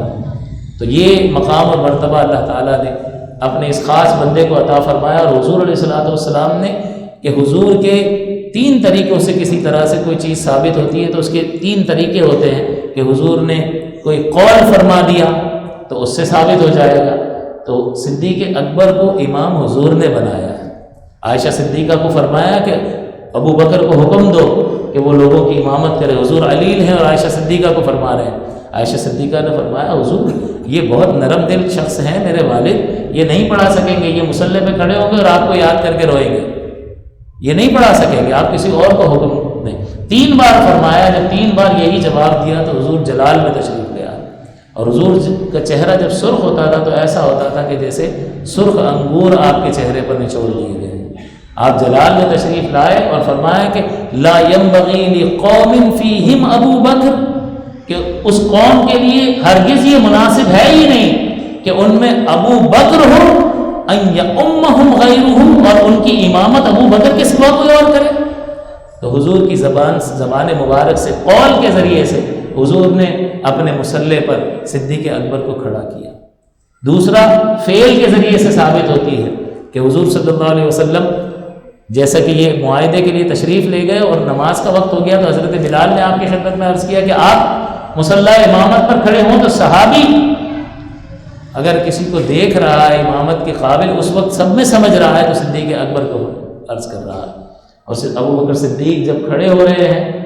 اور پیچھے حضور تشریف لے آئے تو صحابہ نے اشارہ کرنا شروع کر دیا کہ حضور آ گئے۔ اب جماعت کھڑی ہے اور صحابہ جو ہے تالیاں بجانا شروع ہو گئے نماز میں کہ اگلی صف والوں کو پتہ چل جائے کہ حضور تشریف لے آئے، اور ہم اور آپ امام ہوں اور اگر دیر سے آئیں اور جماعت کھڑی ہو گئی ہے تو ہماری اور آپ کی حیثیت یہ ہے کہ ہم آخر میں جہاں جگہ ملے گی وہاں پڑھیں گے، لیکن حضور کا مقام و مرتبہ کیا ہے کہ حضور صفیں چیرتے ہوئے آگے تشریف لا رہے ہیں، صحابہ جگہ دے رہے ہیں، اور اللہ کے پیارے حبیب جو منبع شریعت ہیں کہ جن کی ذات پاک ہی سے تو شریعت نکلتی ہے، وہ جو کلام فرمائیں وہی شریعت ہے، جو فعل فرمائیں وہی شریعت ہے، ان کے سامنے اگر کوئی فعل کیا جائے اور آپ خاموشی اختیار فرمائیں وہی شریعت ہے۔ تو حضور تشریف لا رہے ہیں حتیٰ کہ صدیق اکبر کو پتہ نہیں چل رہا۔ پھر صحابہ نے بہت شور مچانا شروع کر دیا اور تیز تیز تالیاں بجائی تو آپ متوجہ ہوئے اور سمجھ گئے کہ حضور تشریف لے آئے۔ صدیق اکبر نے پیچھے ہٹنا چاہا تو حضور نے فرمایا کہ ابو بکر ٹھہرے رہو۔ اس کا مطلب کیا کہ اللہ کا پیارا حبیب ابو بکر کو مصلی امامت پر کھڑا کر کے اس کے پیچھے نماز پڑھنے کے لیے تیار ہے۔ یہ مقام اور مرتبہ کس کو حاصل ہو سکتا ہے؟ ابو بکر صدیق رک گئے اور اللہ کا شکر ادا کیا کہ یا اللہ تیرا شکر ہے کہ تیرے حبیب نے مجھے اس قابل سمجھا کہ میں آگے مصلی پر کھڑا ہوں۔ لیکن پھر آپ واپس پلٹ آئے اور حضور آگے تشریف لائے۔ لیکن ایک نماز ایسی ہے، آخری نماز جو حضور نے فجر کی نماز صدیق اکبر کی ابتدا میں بھی پڑھی، تو فعل سے بھی حضور کی امامت ثابت ہوئی، قول سے بھی ثابت ہوئی، فعل سے بھی امامت ثابت ہوئی، اور حضور کی حیات طیبہ میں 17 نمازیں صدیق اکبر رضی اللہ تعالیٰ عنہ نے پڑھائی اور تمام صحابہ صدیق اکبر کے پیچھے جمع تھے اور حضور نے اس کو برقرار رکھا۔ تو یہ حدیث تقریری کہلاتی ہے کہ حضور کے سامنے کوئی عمل کیا جائے اور اگر حضور اسے منع نہ فرمائے تو وہ اس کام کے جائز ہونے کی دلیل ہوتا ہے۔ تو قول سے بھی صدیق اکبر کی امامت ثابت، فعل رسول سے بھی صدیق اکبر کی امامت ثابت، اور تقریر رسول سے بھی صدیق اکبر کی امامت ثابت کہ اگر کسی چیز کے ثبوت کے لیے کچھ ذرائع ہو سکتے ہیں تو وہ 3 ہی ذرائع ہیں، اور ابو بکر کی اولیت اور ابو بکر کی امامت کے لیے تینوں کے تینوں ذرائع اللہ تعالیٰ نے بیان فرما دیے اپنے حبیب کریم صلی اللہ علیہ وسلم کے زبان اقدس سے بھی، آپ کے عمل مبارک سے بھی، اور آپ کے ثبوت اور آپ کی خاموشی سے بھی۔ تو اس لیے صدیق اکبر رضی اللہ تعالیٰ عنہ کا بہت زیادہ مقام و مرتبہ ہے، اور ہمیں یہ دیکھنا چاہیے کہ ان کی اس مبارک زندگی سے ہمیں کیا درس ملتا ہے۔ جس طرح سے انہوں نے اپنی زندگی صرف کی، اسلام کی خدمت کی، اسلام کی ترویج اور اشاعت کے لیے اور تبلیغ کے لیے اور اسے سمجھنے کے لیے اور اسے سیکھنے کے لیے اور اسے پہنچانے کے لیے ہر طرح کی دشمنی مول لی۔ ذرا ان لوگوں کے احوال پڑھ کر تو دیکھیں تو ہمیں پتہ چلے گا، اور واقعتاً ان لوگوں کی زندگیوں کے مطالعے سے بہت زیادہ قوت اور طاقت حاصل ہوتی ہے کہ ان لوگوں نے زندگی کی حقیقت کو سمجھ لیا کہ ایک طرف ساری دنیا کی لذتیں ہیں، نعمتیں ہیں، اور دوسری طرف اللہ اور اس کا حبیب ہے۔ کیا چیز اس بات کا تقاضا کرتی ہے، کون سی چیز اور کون سی زوات جو ہیں وہ اہم ترین ہے؟ جب بندہ یہ سمجھ جاتا ہے تو پھر وہ اپنا سب کچھ جو ہے وہ ان چیزوں سے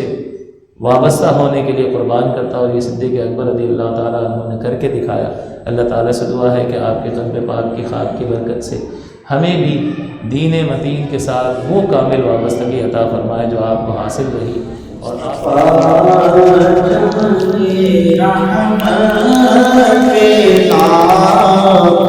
سلام شمل بز میں ہدایت پہ لاکھوں سلام جے سبحانی گھڑی چمکا طیبہ کا چاند اس دل افروز ساحت پہ لاکھوں سلام یہ سبحانی گھڑی چمکا طیبہ کا چاند یہ سبحانی گھڑی چمکا طیبہ کا چاند اس دل افروز لاکھوں سلام مصطفیٰ جانے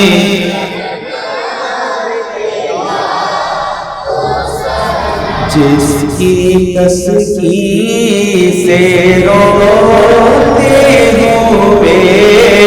ہنس پڑے اس تبسم کی عادت پہ لاکھوں سلام جس طرف اٹھ گئی دم میں دم آ گیا جس طرف اٹھ گئی دم میں دم آ گیا اس نگاہ عنایت پہ لاکھوں سلام مصطفیٰ جانے کو سلام شمع بز میں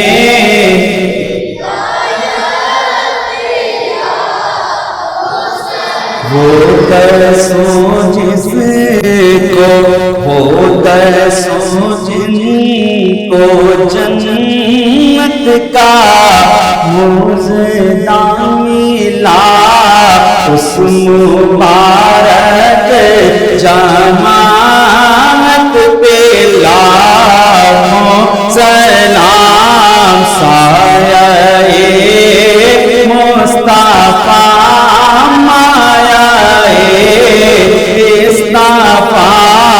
عز و ناز خلافت پہ لاکھوں سلام یعنی اس افضل خلق بعد رسول یعنی اس افضل خلق بعد رسول ثانی اس نے ہجرت پہ لاکھوں سلام مصطفیٰ جانے کو سلام شمع بز میں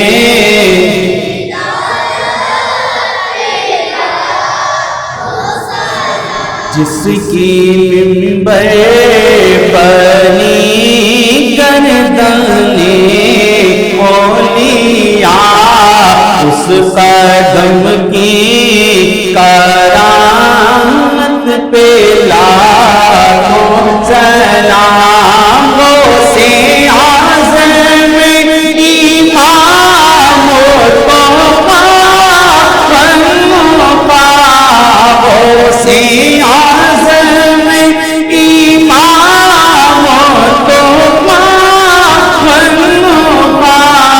جلوائے شان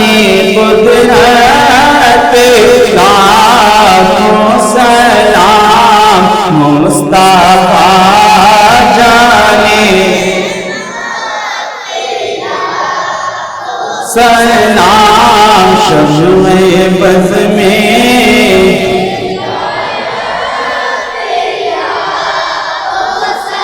ڈال دی قلب میں عظمت مصطفیٰ سیدی اعلیٰ حضرت لاکھوں سلام شان سارے حق عاشق مصطفیٰ شان سارے حق عاشق مصطفیٰ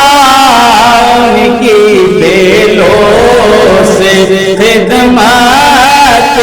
لاکھوں سلام کاش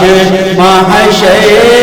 میں جب ان کی آمد ہوئے بھیجے سب ان کی شوکت لاکھوں سلام مجھ سے خدمت کی خود سیکھا ہے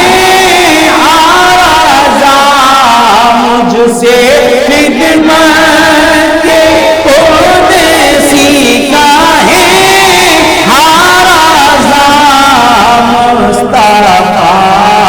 جانے احمد لاکھوں سلام شمع بز میں ہدایت